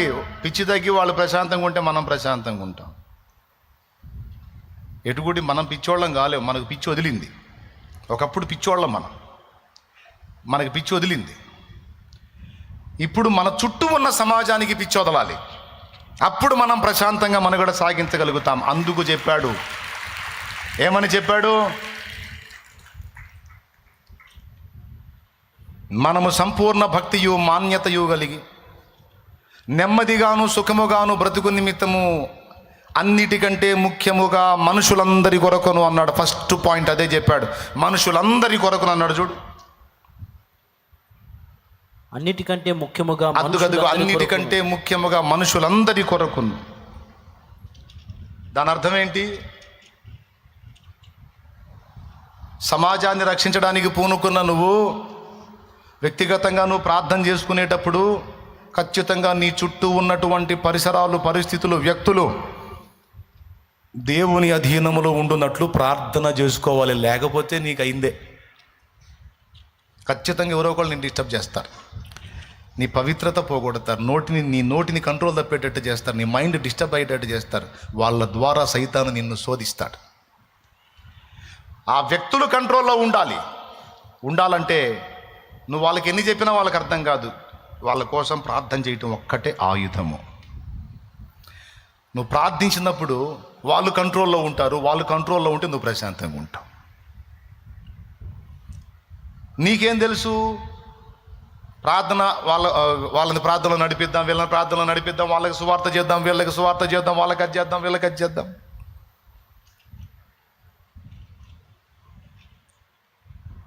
ఇదొక్కటే తెలుసు, చేసుకుంటా ముందుకెళ్తున్నావు. కానీ దేవుని పనికి పూనుకున్న నీ మీద సైతాను చేసే కుట్రలు నువ్వు గుర్తుపట్టలేక 4-5 రోజులు తిప్పలు పడి 5వ రోజు మళ్ళీ ఎఫెక్ట్ అయిపోయి డల్ అయిపోతున్నావు. అలా నువ్వు కావద్దు అంటే ముందు నీ చుట్టూ ఉన్నటువంటి వ్యక్తుల కొరకు ఖచ్చితంగా నువ్వు ప్రార్థన చేయలేదు. ప్రార్థన ఒక ఆయుధముగా నీకు ఇచ్చాడు. శ్రమ కలగక మునుపు ప్రార్థన, శ్రమ కలిగినా కూడా ప్రార్థనే. మీలో ఎవరికైనా నువ్వు శ్రమ సంభవించిన అతడు ప్రార్థన చేయవలెను. మీలో ఎవరికైనా సంతోషం కలిగిన అతడు కీర్తన పాడవలను. యాకోబు రాసిన పత్రిక 5:13. ప్రియులారా, దేవుడు మనకు అనుగ్రహించిన ఆయుధములలో ప్రప్రథమమైనది, కీలకమైనది, శ్రేష్టమైనది, అవసరమైనది, అన్నిటికంటే ముఖ్యమైనది ప్రార్థన, విజ్ఞాపన, యాచన, కృతజ్ఞత, స్తుతి. ఎంతమంది దీన్ని గుర్తించారు? అలాగాని మనం వారి కోసం ప్రార్థన చేయకపోతే, మన చుట్టూ ఉన్న వ్యక్తుల విషయంలో మనం దేవునికి మొర్రపెట్టకపోతే మనల్ని శోధించడానికి ఇంకెక్కడి నుంచి అవసరం లేదు. మన చుట్టూ ఉన్న వ్యక్తులే చాలు. వాళ్ళు మనల్ని అటాక్ చేయకుండా ఉండాలంటే, వాళ్ళు దురాత్మల చేత శోధింపబడకుండా ఉండాలి. శోధింపబడొద్దు అంటే వాళ్ళ కోసం మనం చేతులు ఎత్తాలి. అది నీ ఫ్యామిలీ కావచ్చు, నీ ఇరుగు పొరుగులు కావచ్చు, నీ తోటి కొలీగ్స్ కావచ్చు, తోటి స్టూడెంట్స్ కావచ్చు, తోటి కార్మికుల ద్వారా కావచ్చు, ఏ విధంగానైనా నీకు రావచ్చు శోధన. అలా నీకు రావద్దు. నీ భర్త ద్వారా కావచ్చు, భార్య ద్వారా కావచ్చు, పిల్లల ద్వారా కావచ్చు, ఫ్రెండ్స్ ద్వారా కావచ్చు, అధికారుల ద్వారా కావచ్చు, ఎవరి ద్వారా కూడా నీకు శోధన రావద్దంటే వీళ్ళందరినీ ప్రార్థనలో ఎత్తి పట్టాలి. అలా నువ్వు చేసి చూడు. అప్పుడు నీ మీదకి వచ్చే వ్యక్తులు ఎవరు ఉండరు. ఇక అన్ని కంట్రోల్ అయిపోతాయి. చుట్టూ ఉన్నటువంటి సాతాను ద్వారాలు ఎవరంటే వ్యక్తులేగా, వాళ్ళందరూ కంట్రోల్ అయిపోతారు. ఎందుకంటే ప్రార్థన ద్వారా దేవుణ్ణి గదిలిచ్చావు నువ్వు. ఇది ప్రతిరోజు జరగాలి.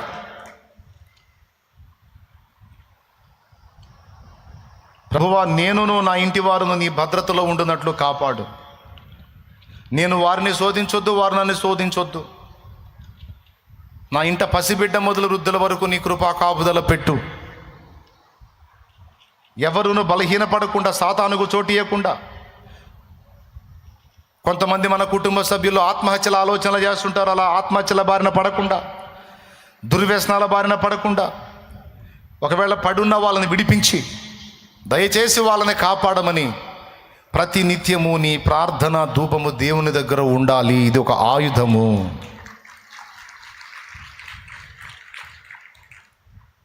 దేవుడు మనకిచ్చిన ఆయుధములలో ప్రప్రథమమైంది ఏంటి? మన మీద దాడులు జరుగుతాయా లేవా? మనది యుద్ధమా కాదా? పోరాటమా కాదా? పిచ్చోళ్ళ మధ్యలో ప్రశాంతంగా ఉండాలంటే ఏం చేయాలి? పిచ్చోళ్ళకి పిచ్చి తగ్గునట్లు ఇంకా వేరే మందే లేదు, ప్రార్థనే. ఇలాగూ నువ్వు దేవునికి మొరపెట్టుట ద్వారా దేవుడు గదులుతాడు. ఇక దేవుడు గదిలి లైన్లోకి వస్తే ఇక అంతకు మించిన ఆయుధం ఏముంది? మన ఆయుధము దేవుడే, మన ఆభరణము దేవుడే, మన కిరీటము దేవుడే, మన స్వాస్థ్యము దేవుడే, మన ఆయుధము దేవుడే, మన కేడము దేవుడే. నా బలమా నా కోట ఆరాధన నీకే, నా బలమా నా కోట ఆరాధన నీకే, నా దుర్గమా ఆశ్రయమా ఆరాధన నీకే, నా దుర్గమా ఆశ్రయమా ఆరాధన నీకే, ఆరాధన ఆరాధన అబ్బా తండ్రి నీకేనయ్యా, రాజా నీ భవనములో దీపవలు వేచియుందును, యేసు రాజా నీ భవనములో దీపవలు వేచియుందును. హల్లెలూయా. మన బలం ఎవరు? మన కేడెం ఎవరు? మన దుర్గం ఎవరు? ఆశ్రయపురం ఎవరు? ఆయుధం ఎవరు? దాగుచోటు ఎవరు? రక్షణ శృంగం ఎవరు? దేవుడో యేసయ్య. ప్రార్థన ఆయన్ని కదిలిచ్చిద్ది. ఎవరిని కదిలిచ్చిద్ది? అప్పుడు మనం శత్రు దాడిని తప్పించుకోవడానికి అక్కడి నుంచి ఆజ్ఞ బయలుదేరిద్ది. అర్థమైందా? అప్పుడు దయ్యాల ఆటలు సాగవు. అందుకు చేయమన్నాడు ప్రార్థన. మైండ్ పోయి కాదు, పిచ్చి బట్టి కాదు. రాయించినోడు పరిశుద్ధాత్మ, రాసినోడు పౌలు.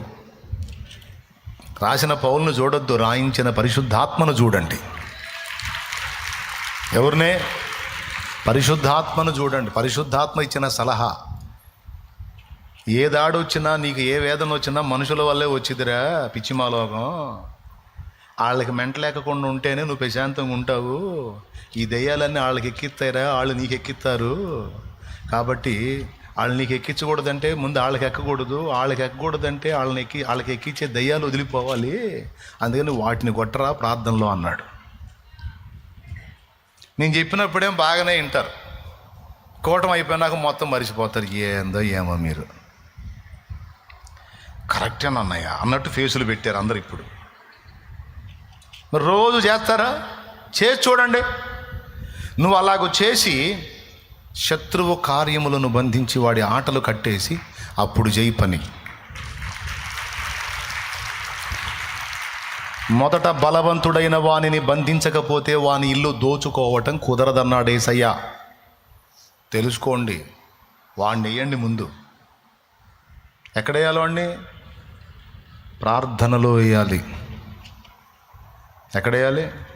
ప్రార్థనలో వేయాలి. మొదటి ఆయుధము ప్రార్థన. ఇక మిగిలిన ఆయుధాలన్నీ ఎక్కడ ఏ ఆయుధం ఎలా వినియోగించాలో ఆ జ్ఞానం వచ్చేది కూడా ఈ ప్రార్థనలోనే. ఇప్పుడు వాక్యం ఖడ్గం, విశ్వాసం డాలు, రక్షణయను శిరస్త్రాణం, నీతియను మైమరవు, సమాధాన మనస్సును సిద్ధ మనస్సును జోడు, సత్యమను దట్టి. ఏమండి? ఇవన్నీ ఉన్నాయిగా సర్వాంగ కవచాలు. ఇవన్నీ ఎప్పుడెప్పుడు ఏది ఎలా ఉపయోగించాలో, ఏది వినియోగించి మనం జయం పొందాలో ఆ వివేకం కూడా దేవుడే మనకు అనుగ్రహిస్తాడు. అర్థమైందా? ఆ వివేకం కూడా మహానుభావుడే మనకి ఇవ్వాలి. ఎక్కడ విశ్వాసాన్ని వాడాలో, ఎక్కడ వాక్యాన్ని వాడాలో, ఎక్కడ వివేచనను వాడాలో ఆ వివేచన జ్ఞానం అంతా ప్రభువే ఇస్తాడు. ఆయుధాలు ఉండగానే సరికాదు, వాటిని వాడటం తెలిసి ఉండాలి. అర్థమైందా?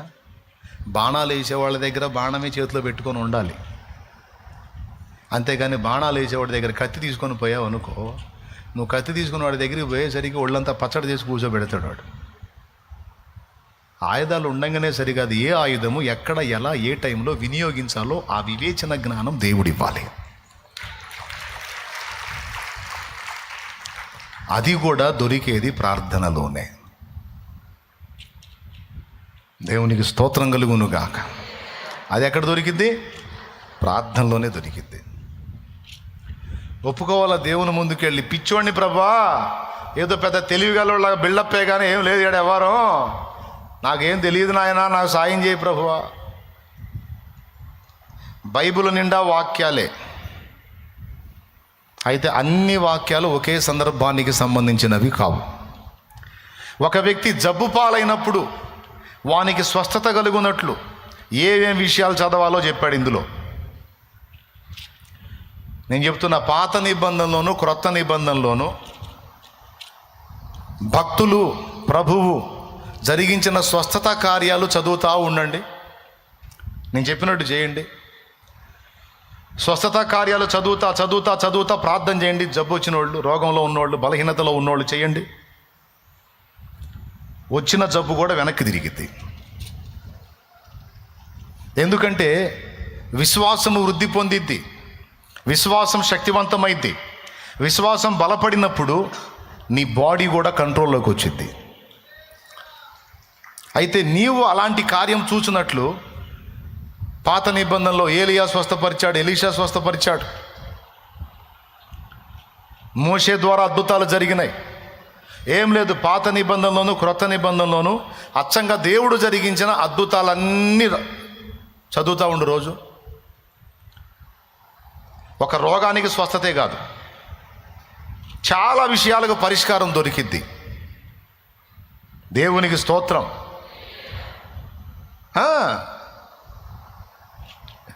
ఎందుకు? అదే రహస్యం. మరి పేషెంట్ ఒకడు బెడ్ మీద ఉన్నాడంట. పేషెంట్ ఒకడు బెడ్ మీద ఉంటే పలకరీయటానికి వస్తున్నారంట. డెడ్లీ కండిషన్కి వెళ్ళిపోయాడు, చచ్చిపోయే పరిస్థితికి వెళ్ళిపోయాడు. చూడటానికి వస్తారుగా, ఓ ఫ్రెండ్ వచ్చాడంట చూడటానికి. ఎరా బాగున్నావా, దా కూసో అన్నాడు. కూర్చున్నాడు. ఒరే నాకు సాయం చేసి పెడతావా అన్నాడంట. చెప్పురా, ఏమేం చేస్తాను. ఏమొద్దురా, బైబిల్ ఇస్తా, నేను కొన్ని వచనాలు చెబుతా, చదువురా అన్నాడంట. ఒరే అదెంత భాగ్యం రా, ఈ చదువుతా అంటే బైబిల్ ఇచ్చాడు. ఏం మంచంలో పండుకున్నాడు, ఆడేం కూర్చున్నాడు. బైబిల్ ఇచ్చి మత్తయి సువార్త 1వ అధ్యాయము 1వ వచనం నుంచి నేను చెప్పిన దాకా చదువురా అన్నాడంట.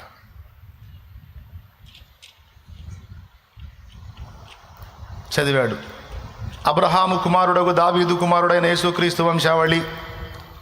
అబ్రహాం ఇస్సాకును కనెను, ఇస్సాకు యాకోబును కనెను, యాకోబు యోధాను అతని అన్నదమ్ములను కనెను, యోధా తామారునందు పెరేసును జరహును కనెను, పెరేసు ఎస్రోమును కనెను, ఎస్రోము ఆరామును కనెను, ఆరాము అమీనాదాబును కనెను, అమీనాదాబు నయస్సోనును కనెను, నయస్సోను సల్మానును కనెను, సల్మాన్ రాహబునందు బోయజును కనెను, బోయజు రూతునందు ఓబేదును కనెను, ఓబేద్ యెషైని కనెను, యెషై రాజైన దావీదును కనెను, ఉరియా భార్య కనెను, ఆమె యందు దావీదు సొలొమోను కనెను, సొలొమోను రెహబామును కనెను, రెహబాము అబియాను కనెను, అబియాము ఆసాను కనెను, ఆసా యెహోషాపాతును కనెను, యెహోషాపాతు యెహోరామును కనెను, యెహోరాము ఉజ్జియాను కనెను.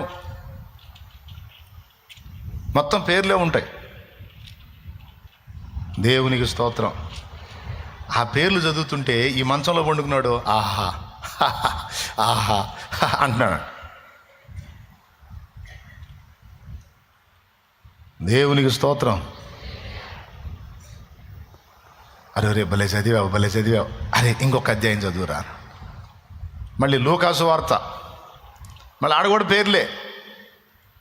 లూకాసు వార్త 2వ అధ్యాయమా 3:23 నుంచి అంటే చదువు. 3:23.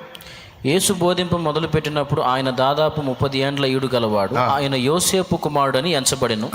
యోసేపు హేలీకి, హేలీ మత్తాతుకు, మత్తాతు లేవికి. ఆ రెఫరెన్స్ అక్కడ నుంచి చూపించి ఇక్కడ నుంచి చదువురా అన్నాడు. మళ్ళీ మొత్తం ఇంకేం చదవని ఇట్లా ఇక హేలి మత్తతుకు, మత్తతు లేవి, లేవి మెల్కీకి, ఇక మొత్తం పేర్లే ఉంటాయి ఆడ. మెల్కీ ఎన్నకు, ఎన్న యోసేపుకు, యోసేపు మత్తతీయకు, మత్తతి ఆమోసుకు, ఆమోసు నాహోముకు, నాహోము ఎస్లీకి, ఎస్లీ నగ్గయికి, నగ్గయి మయదతుకు, మయదతు మత్తతీయకు, మత్తతీయ సిమియకు, సిమియా యోసేకు, యోసేకు యోధాకు. ఈ రకంగా మళ్ళీ అక్కడ వరుసగా పేర్లే ఉంటాయి. మత్తయి సువార్త 1లోను, లూకా సువార్త 3లో. సరే వదిలే. మళ్ళీ దినవృత్తాంతాలు 1వ అధ్యాయం చదువురా. మొదటి గ్రంథం 1వ అధ్యాయం చదువు. దినవృత్తాంతాలు 1వ గ్రంథం 1వ అధ్యాయం. ఆదాము, షేతు, ఎనోషు, కేయినాను, మహాలలేలు, ఎరేదు, హనోకు, మెతుషెల, లేమెకు, నోవాహు, షేము. ఇవన్నీ చదువుతుంటే ఆహా ఆహా, ఓహో, అద్భుతం, ఎంత హాయిగా ఉందిరా అంటాడు. ఏదన్నా యేసు ప్రభు స్వస్థత చేసిన కార్యాలు చదవమంటాడు అనుకుంటే ఏంది అన్ని పేర్లు చదివిస్తున్నాడు ఏందని చదివేవాడికి చిరాకు పుట్టింది. చివరిగా అడిగాడురా, ఈ పేర్లు చదివితే ఉంటే నువ్వు ఇంతసేపు ఆనందపడుతున్నావు, నీకేం అర్థమైందిరా? ఆ యేసు ప్రభు చేసిన కార్యాలు చదివించకుండా నువ్వు పేర్లు చదివిస్తున్నావు ఏమిట్రా అని అడిగాడంట. అప్పుడు అది చెప్పాడు, బెడ్ మీద ఉన్నాడు, ఏం లేదురా, వీళ్ళందరూ వేల సంవత్సరాల క్రితం ఉన్న వ్యక్తులు, ఎప్పుడో గతించిపోయిన వాళ్ళు. ఇంతమంది పేర్లలో ఒక్కడిని కూడా మిస్ కాకుండా గుర్తుపెట్టుకున్న నా దేవుడు నా పేరు మర్చిపోతాడంట్రా? నన్ను మర్చిపోతాడా? అసలు ఆ తలంపే ఎంత హాయిగా ఉందో తెలుసా? ఏం తలంపు? ఆయన వీరందరినీ మర్చిపోలేదు, గుర్తుపెట్టుకున్నాడు. ఆయన నన్ను కూడా మర్చిపోలేదు, నేను ఆయనకు గుర్తున్నానన్న తలంపే హాయిగా ఉందిరన్న. చేయి విడువడు, చేయి విడువడు, చేయి విడువడు, నిన్ను చేయి విడువడు. ఎవరు నన్ను చెయ్యి విడిచిన యేసు చేయి విడువడు. ఎవరు నన్ను చెయ్యి విడిచిన యేసు చేయి విడువడు, చేయి విడువడు, చెయ్యి విడువడు, చేయి విడువడు, నిన్ను చేయి విడువడు. దేవునికి మహిమ. ఎంత హాయిగా ఉంది. తల్లి ఆయనే, తండ్రి ఆయనే, తల్లి ఆయనే, తండ్రి ఆయనే, లాలించును, పాలించును, లాలించును, పాలించును. ఎవరు నన్ను చెయ్యి విడిచిన యేసు చేయి విడువడు. ఎవరు నన్ను చెయ్యి విడిచిన యేసు చెయ్యి విడువడు. వేదన శ్రమలు ఉన్నప్పుడెల్లా, వేదన శ్రమలు ఉన్నప్పుడెల్లా వేడుకొందునే, కాపాడునే, వేడుకొందునే, కాపాడునే. ఎవరు నన్ను చెయ్యి విడిచిన యేసు చేయి విడువడు. ఎవరు నన్ను చెయ్యి విడిచిన యేసు చేయి విడువడు, చేయి విడువడు, చెయ్యి విడువడు, చేయి విడువడు, నిన్ను చేయి విడువడు. దేవునికి మహిమ. బైబిల్ నిండా వాక్యాలున్నాయి. భయము కలిగినప్పుడు చదివే వాక్యాలున్నాయి. రోగము కలిగినప్పుడు స్వస్థత కొరకు చదవాల్సిన వాక్యాలు ఉన్నాయి. నిజంగా నేను చెప్పేది ఒకటిది కాదు, ఇది నేను చెప్పింది కాదు. నాకంటే ముందు నేను కాదు, మా అయ్య కూడా పుట్టక ముందున్న ఆయన ఉన్నాడు, ముంగమూరి దేవదాసయ్య గారు. ఆయన చెప్పాడు ఈ సూత్రం. దేవునికి స్తోత్రం. రోగం వచ్చినప్పుడు చదవవలసిన వచనాలను రాసి పెట్టాడు. ఇవన్నీ చదువుకోరా బాబు, విశ్వాసం బలపడుతుంది, రోగం తగ్గిపోతుంది, బాగుపడుతా, విడుదల పొందుతామని ఆయన రాశాడు అప్పట్లో. భయము కలిగినప్పుడే వచనాలు బైబిల్లో ఉన్నాయి. ఆవేదన కలిగినప్పుడు, కృంగిపోయినప్పుడు, కర్తవ్యం నెరవేర్చవలసి వచ్చినప్పుడు, బాధ్యత నెరవేర్చవలసి వచ్చినప్పుడు చదవాల్సిన వచనాలు ఉన్నాయి. కానీ ఏ సందర్భంలో ఏ వచనాన్ని ఎలా మనం అప్లై చేసుకోవాలో దానికి వివేచన కావాలి. ఆ వివేచన మనకు అనుగ్రహించే చోటే ప్రార్థనా స్థలం.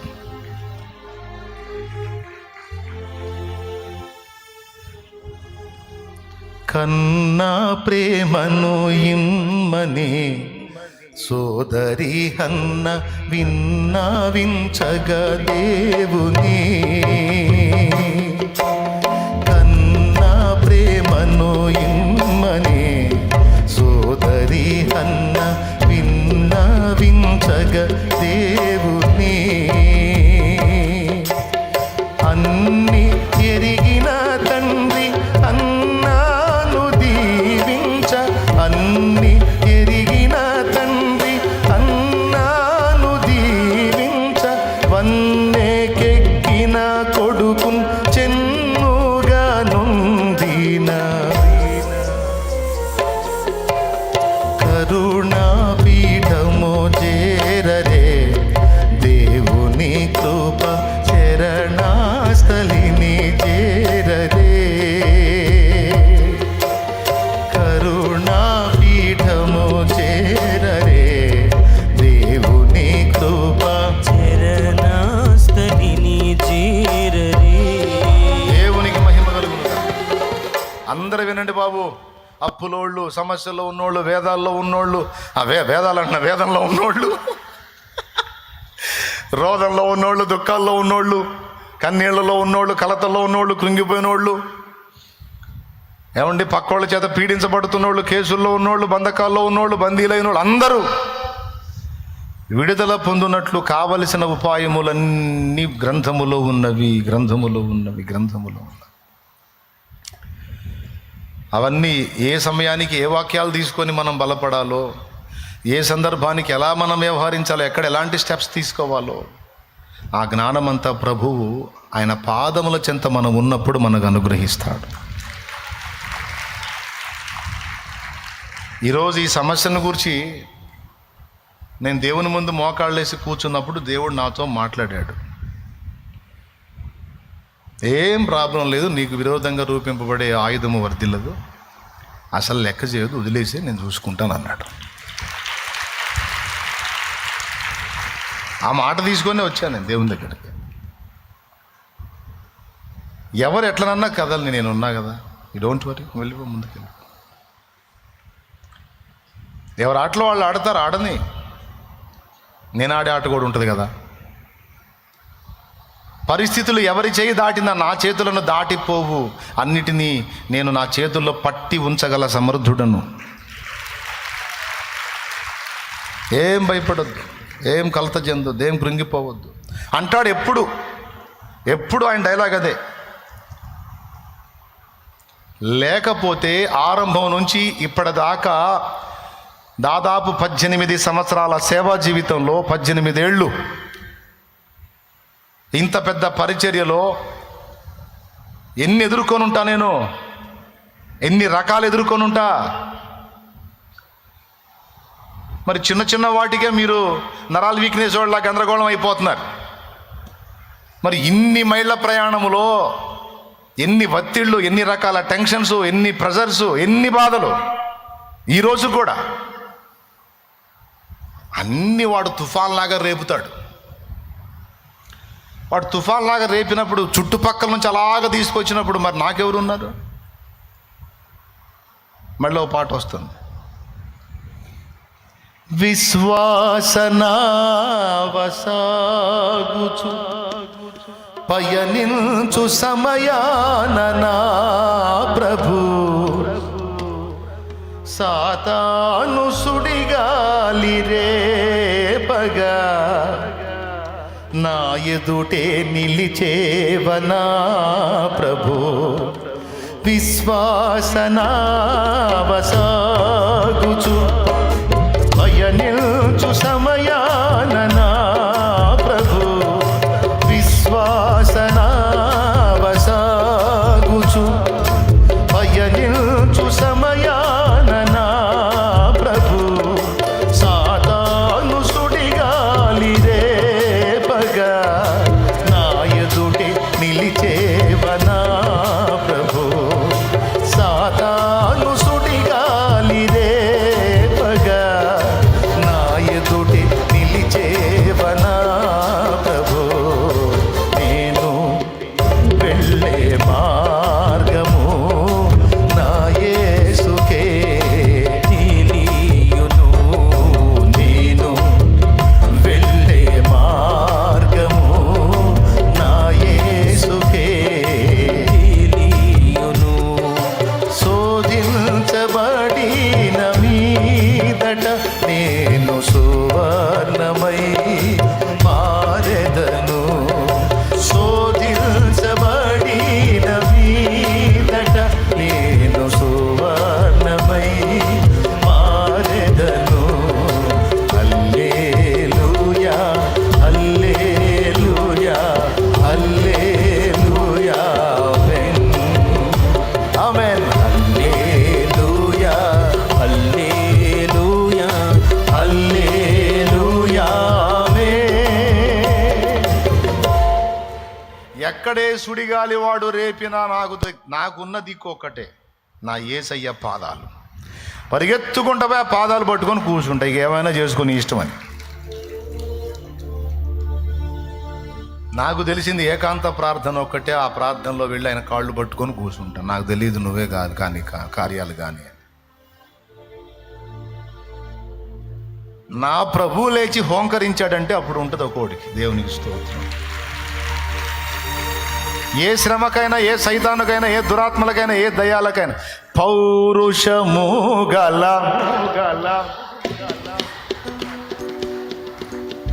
ఏమని రాస్తుంది తెలుసా? ఏబు గ్రంథములో పర్వతములను పడద్రోయువాడని రాస్తుంది.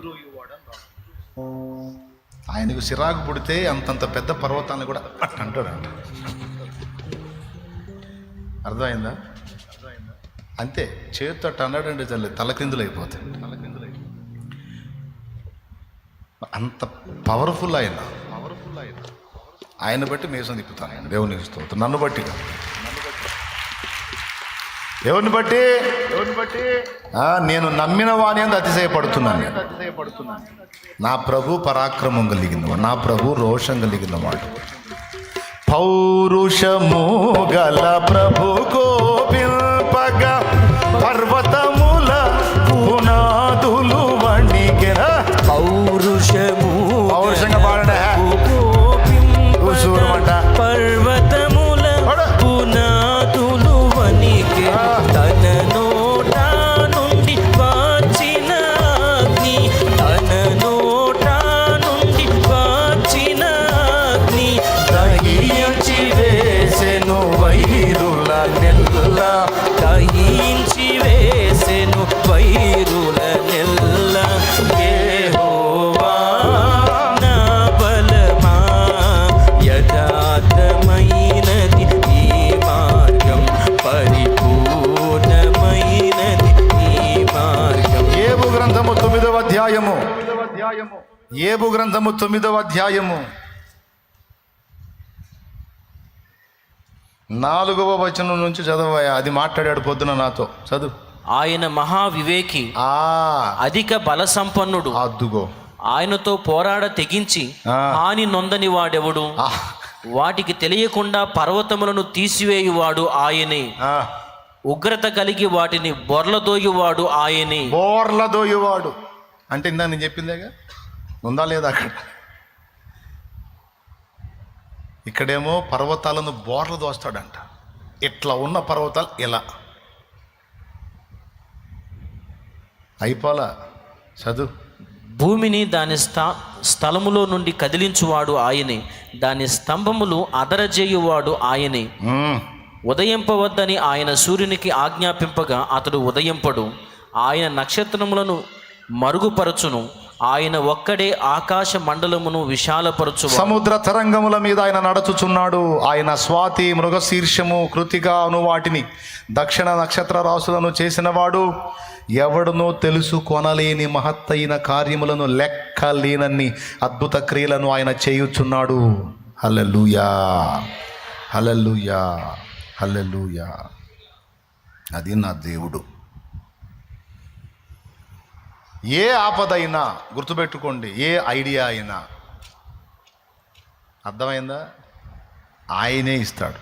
ఏ ఆపదైనా సరే తప్పించుకునే మార్గమును ఆయన్నే చూపిస్తాడు.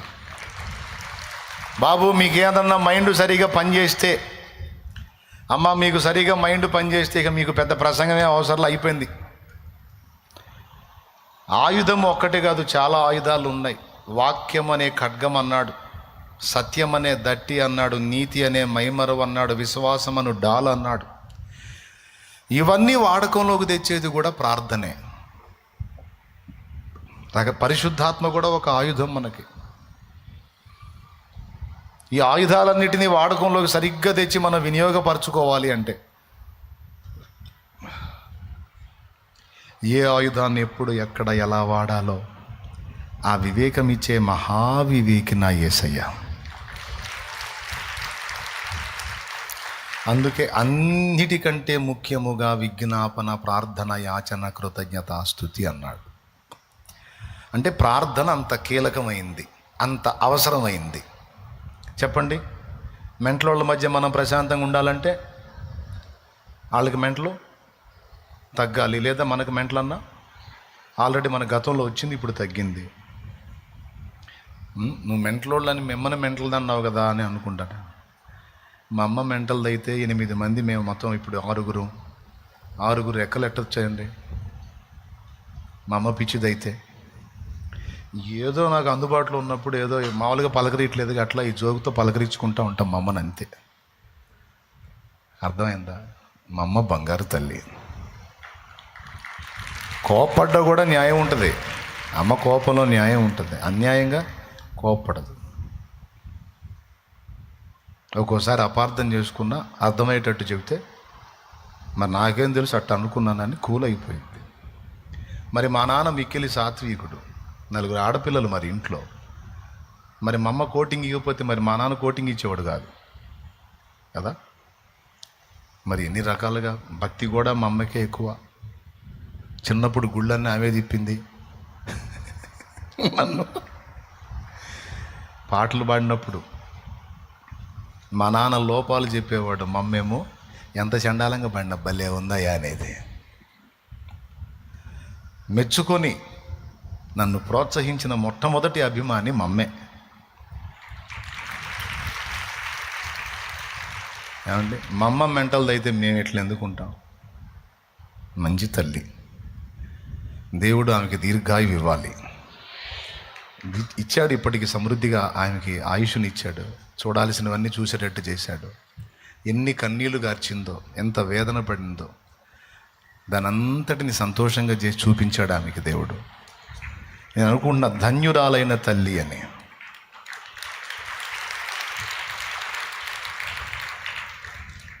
మా అమ్మ చతురు ఆడుతుంటా ఆమె అంతే అమ్మ.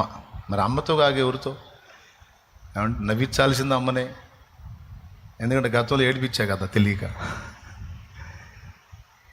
అందుకని ఏదో ఒక విధంగా అమ్మని పలకరిస్తూ ఉంటా. నా తల్లి పిచ్చిదేం కాదండి, జ్ఞానవంతుర. పిచ్చి సమాజంలో మనం ఉన్నాం, పిచ్చి మనుషుల మధ్యలో మనం ఉన్నాం. వారి పిచ్చి వలన మనకు పిచ్చెక్కేటట్టు చేస్తారు. అలా వాళ్ళని పిచ్చోళ్ళలాగా శోధించేది దయ్యాలు. అవి వాళ్ళని శోధించకుండా ఉండాలంటే వాళ్ళ పక్షమున మనం చేతులెత్తాలి, ప్రార్థన చేయాలి. అప్పుడు చుట్టూ ఉన్న వ్యక్తులు కంట్రోల్లో ఉంటారు. వ్యక్తులు కంట్రోల్లో ఉంటే నువ్వు సంపూర్ణ భక్తి చేసుకుంటావు, మాన్యత కలిగి అంటే గౌరవనీయంగా బతుకుతావు, నెమ్మదిగా ఉంటావు, సుఖంగా ఉంటావు. దీనికి అవసరమైంది ఏంటి? విజ్ఞాపన, ప్రార్థన, యాచన. రైట్. మరి శత్రువులను ఎదిరించడానికి ఉపయోగపెట్టాల్సిన ఆయుధాలన్నిటినీ కూడా సరిగ్గా అమలు చేయడానికి కావలసిన వివేచన జ్ఞానం ఇచ్చేది ఎవరు? యేసయ్యే. మహావివేకి కదా, అనంత జ్ఞాని కదా, విశ్వానికి యజమాని కదా, మన హృదయపు అభిమాని కదా, మన బ్రతుకు చుక్కాని కదా. మరి ఎవరి పాదాల దగ్గరకు పరిగెత్తాలి? గ్రంథములో ఎప్పటికి అవసరమైన వచనాన్ని అప్పుడే చూపిస్తాడు. భయపడిన వేళ ధైర్యపరిచే వచనాలు, కృంగిన వేళ లేవనెత్తే వచనాలు, రోగము వేళ స్వస్థపరిచే మొత్తం ఇందులో నుంచే మాట్లాడతాడు. చాలాసార్లు చాలాసార్లు నాకు అవసరమైన సంగతులన్నీ నా తండ్రి తన గ్రంథము నుంచే మాట్లాడాడు. అందులో మాట్లాడిన ప్రతి మాట అక్షరాల నెరవేర్చి నిలబెట్టాడు. నేను గ్రంథాన్ని నమ్ముతాను, నా ప్రభు పాదాల దగ్గరికి వెళ్ళి ఆయన సన్నిధిని నమ్ముతాను, ఆయన ప్రసన్నతను నమ్ముతాను, నా ప్రార్థన వింటాడని నమ్ముతాను. నా పిచ్చి తండ్రి నా కన్నీళ్లు దాటిపోడని నమ్ముతాను. నా ప్రార్థన వినబడింది అక్కడ అని నమ్ముతాను. నా ప్రార్థన సీరియస్గా తీసుకుంటాడని నమ్ముతాను. నన్ను దాటిపోడని నమ్ముతాను. నాకు అన్ని సమయాలకి ఆయనే. గుండె చెదరిన వారిని బాగు చేయువాడని, గుండె చెదరిన వారిని బాగు చేయువాడని, వారి గాయములన్నీయు కట్టుచున్నవాడని, వారి గాయములన్నీయు కట్టుచున్నవాడని.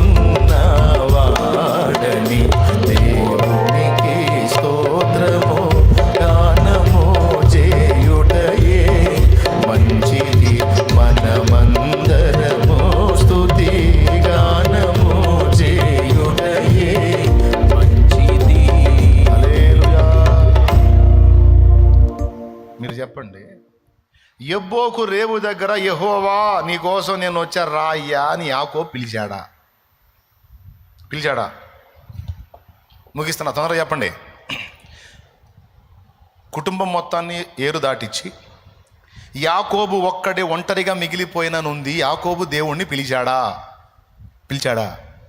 పిలిచినట్టు ఒక్క వచనమైనా ఉందా? పిలవలా. కానీ దేవుడు వచ్చాడు. నేను పోయి ఏకాంత ప్రార్థనలో కూర్చుంటే, ఏకాంత ప్రార్థనకి వెళ్ళి నేను మోకాళ్ళుని మొర్ర పెట్టక మునిపే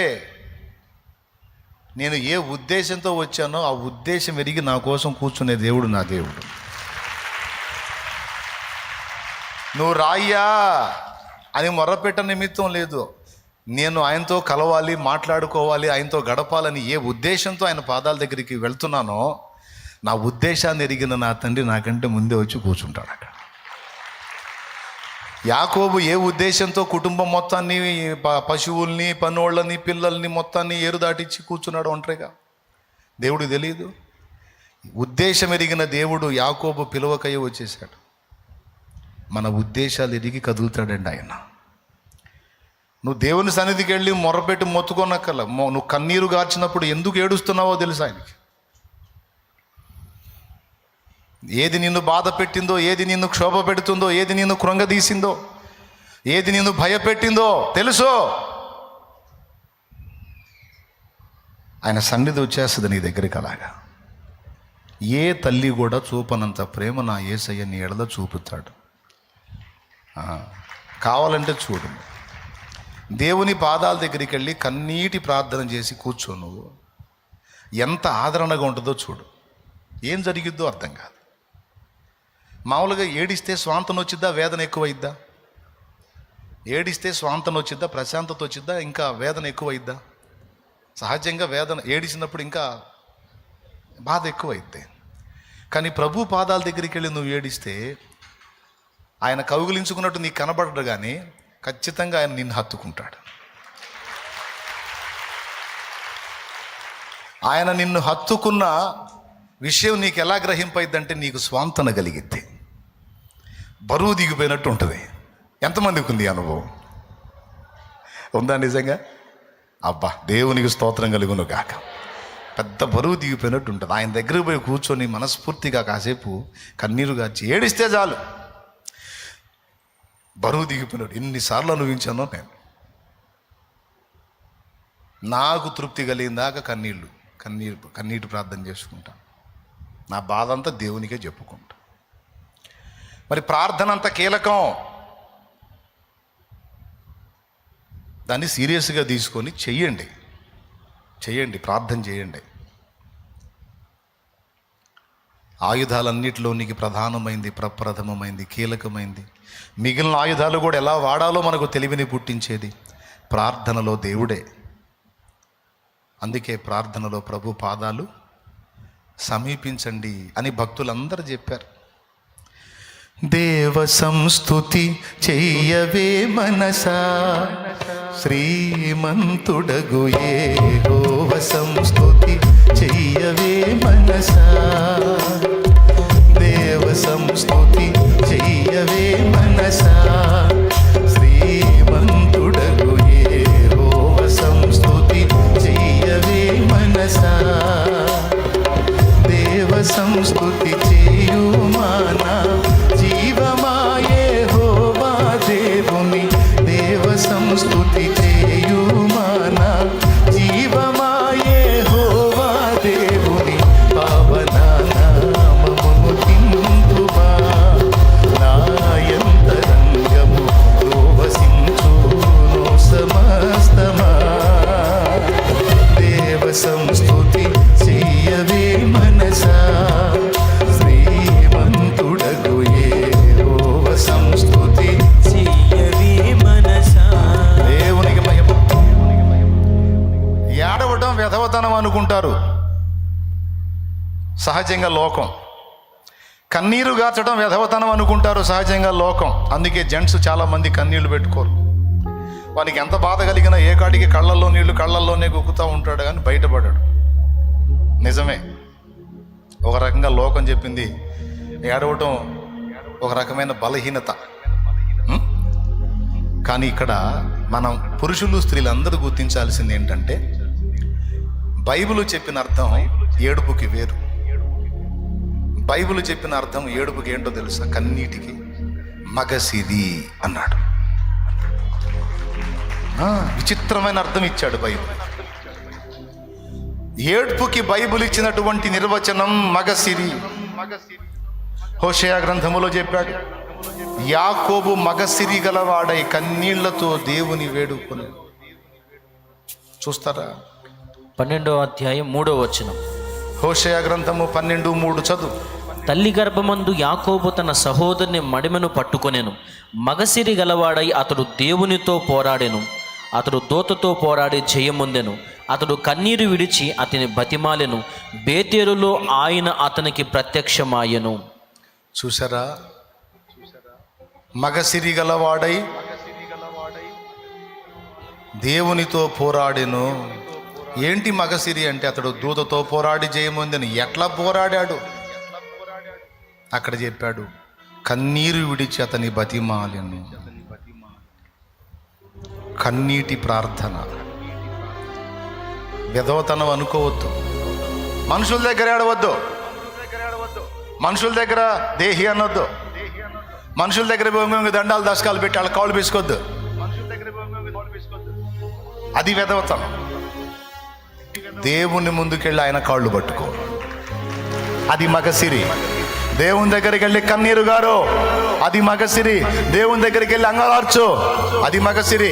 అక్కడ నువ్వు దుఃఖపడితే, అక్కడ నువ్వు కన్నీరు విడిస్తే, అక్కడ నువ్వు ఆయన పాదాలు పట్టుకుంటే ఎవ్వడి కాళ్ళు పట్టుకోవాల్సిన అవసరం లేదా. అక్కడ నువ్వు కన్నీరు గార్చి మొర్ర పెట్టగలిగితే ఎవ్వడి దగ్గరికి పోయి నువ్వు ఏడవాల్సిన అవసరం లేదు. మొత్తం నా తండ్రే చూసుకుంటాడు. అర్థమైతే ఇక నుంచి ఆ పని చేయి. కృప మనందరికీ తోడై ఉండును గాక. ప్రార్థన. ప్రార్థన. పరిశుద్ధ తండ్రి, నీకు వందనాలు. ఈరోజు మా అందరితో నీవు మాట్లాడిన బంగారు మాటలకై స్తోత్రములు ప్రభువా. మా చుట్టూ గట్టు కట్టి ముట్టడి వేసే దురాత్మ శక్తులు, అంధకార శక్తులు, సైతాను శక్తులు మనుషులను ప్రేరేపించి, మనుషులను మా మీదకి ఊసిగొలిపి, మనుషులను మా మీద దాడి చేసేటట్టు చేసి మమ్మల్ని కృంగదీయ చూసే దుష్ట శక్తులు, దురాత్మ శక్తులు, అంధకార శక్తులు, వాటి గుట్టు బట్టబయలు చేశావు. వాటిని అణగద్రొక్కి నా ప్రభ వాటిని జయం, మేము వాటి మీద జయం పొందడానికి, వాటికి జయం రాకుండా వాటిని ఓడగొట్టడానికి మాకు నువ్వు అనుగ్రహించిన బలమైన ఆయుధము ప్రార్థనే. ప్రార్థన ద్వారా రెండు సంగతులు మాకు స్పష్టపరిచావు. మా చుట్టూ ఉన్న పర్యావరణాన్ని మేము ప్రార్థన ద్వారా మార్చుకోగలం. అంతేకాదు, శత్రువులు మా మీద చేసే దాడులను ఎలా తిప్పికొట్టాలో సమయోచిత జ్ఞానము, వివేచన నీవు మాకు అనుగ్రహించిన పరిశుద్ధ గ్రంథమల్లి ఆయుధాలని, గ్రంథమందలి ఆయుధాలని, ఏ ఆయుధం ఎలా వినియోగించాలో ఆ తెలివిని ప్రార్థనలో నువ్వే మాకిస్తావని బహు స్పష్టంగా ఈరోజు మాట్లాడావు. పోరాటము అనే సమస్య చెప్పావు. పోరాటానికి జయం పొందడానికి కావలసినటువంటి పరిష్కారం ప్రార్థన అనే ఆయుధం అని కూడా చెప్పావు. ఈ రెండు సంగతులు మాకు నేర్పించినందుకు నీకు వందనాలు. ఈరోజు నుంచి మా బిడ్డలు నడుము కట్టి ప్రార్థన చేయుచుండగా, మగసిరి గలవారై నీ పాదముల చెంతకు చంగలార్చుచుండగా, నా ప్రభువా నీవే మా పక్షమున కదులు. మాకు విరోధంగా పనిచేసే దుష్టాత్మలన్నిటిని కూడా అణగదొరకు, మనుషులను మా మీదికి వ్యతిరేకంగా ఉసిగొలిపే దురాత్మలను, దయ్యములను నాశనము చేయి, వాటిని పాతాళమునకు యేసు నామములో నెట్టివేయి.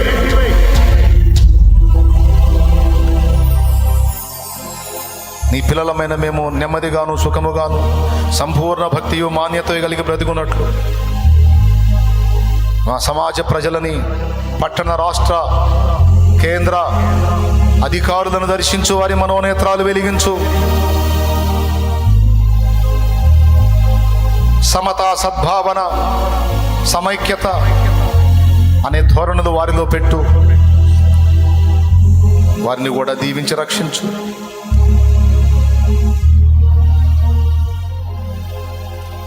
ఇక్కడ గ్యాదర్ అయిన వారిలో ఎవరు రోగులు, శోధనలో ఉన్నారో, ఎలాంటి కలత కన్నీళ్లలో ఉన్నారు, ఈరోజు పరిష్కారం చెప్పావు. బిడ్డలో ప్రార్థిస్తుండగా వారి మొర్ర ఆలకించి జవాబు దయచే. వారి పక్షమున మొర్ర పెడుతుండగా నా ప్రార్థన కూడా ఆలకించి జవాబు దయచే. పరిశుద్ధాత్మ అభిషేకంతో మమ్మల్ని నింపి ఈ ఒక్క పట్టణంలోనే కాదు, నీ సెలవైతే మిగిలిన ప్రాంతాల్లో కూడా నీ పరిచర్య వ్యాపించడానికి ద్వారములు తెరువు. సిద్ధపరచు బలమివు, అభిషేకమివు, ఆరోగ్యము, ఆయుష్యునివు. వాడుకో నీ కొరకు నాయనా. నీకు స్తోత్రములు చెల్లిస్తూ మా బిడ్డలు ఎదుర్కొంటున్న ప్రతి కలత యేసు నామములో తొలగునుగాక. ప్రతి వేదన యేసు నామములో తొలగునుగాక.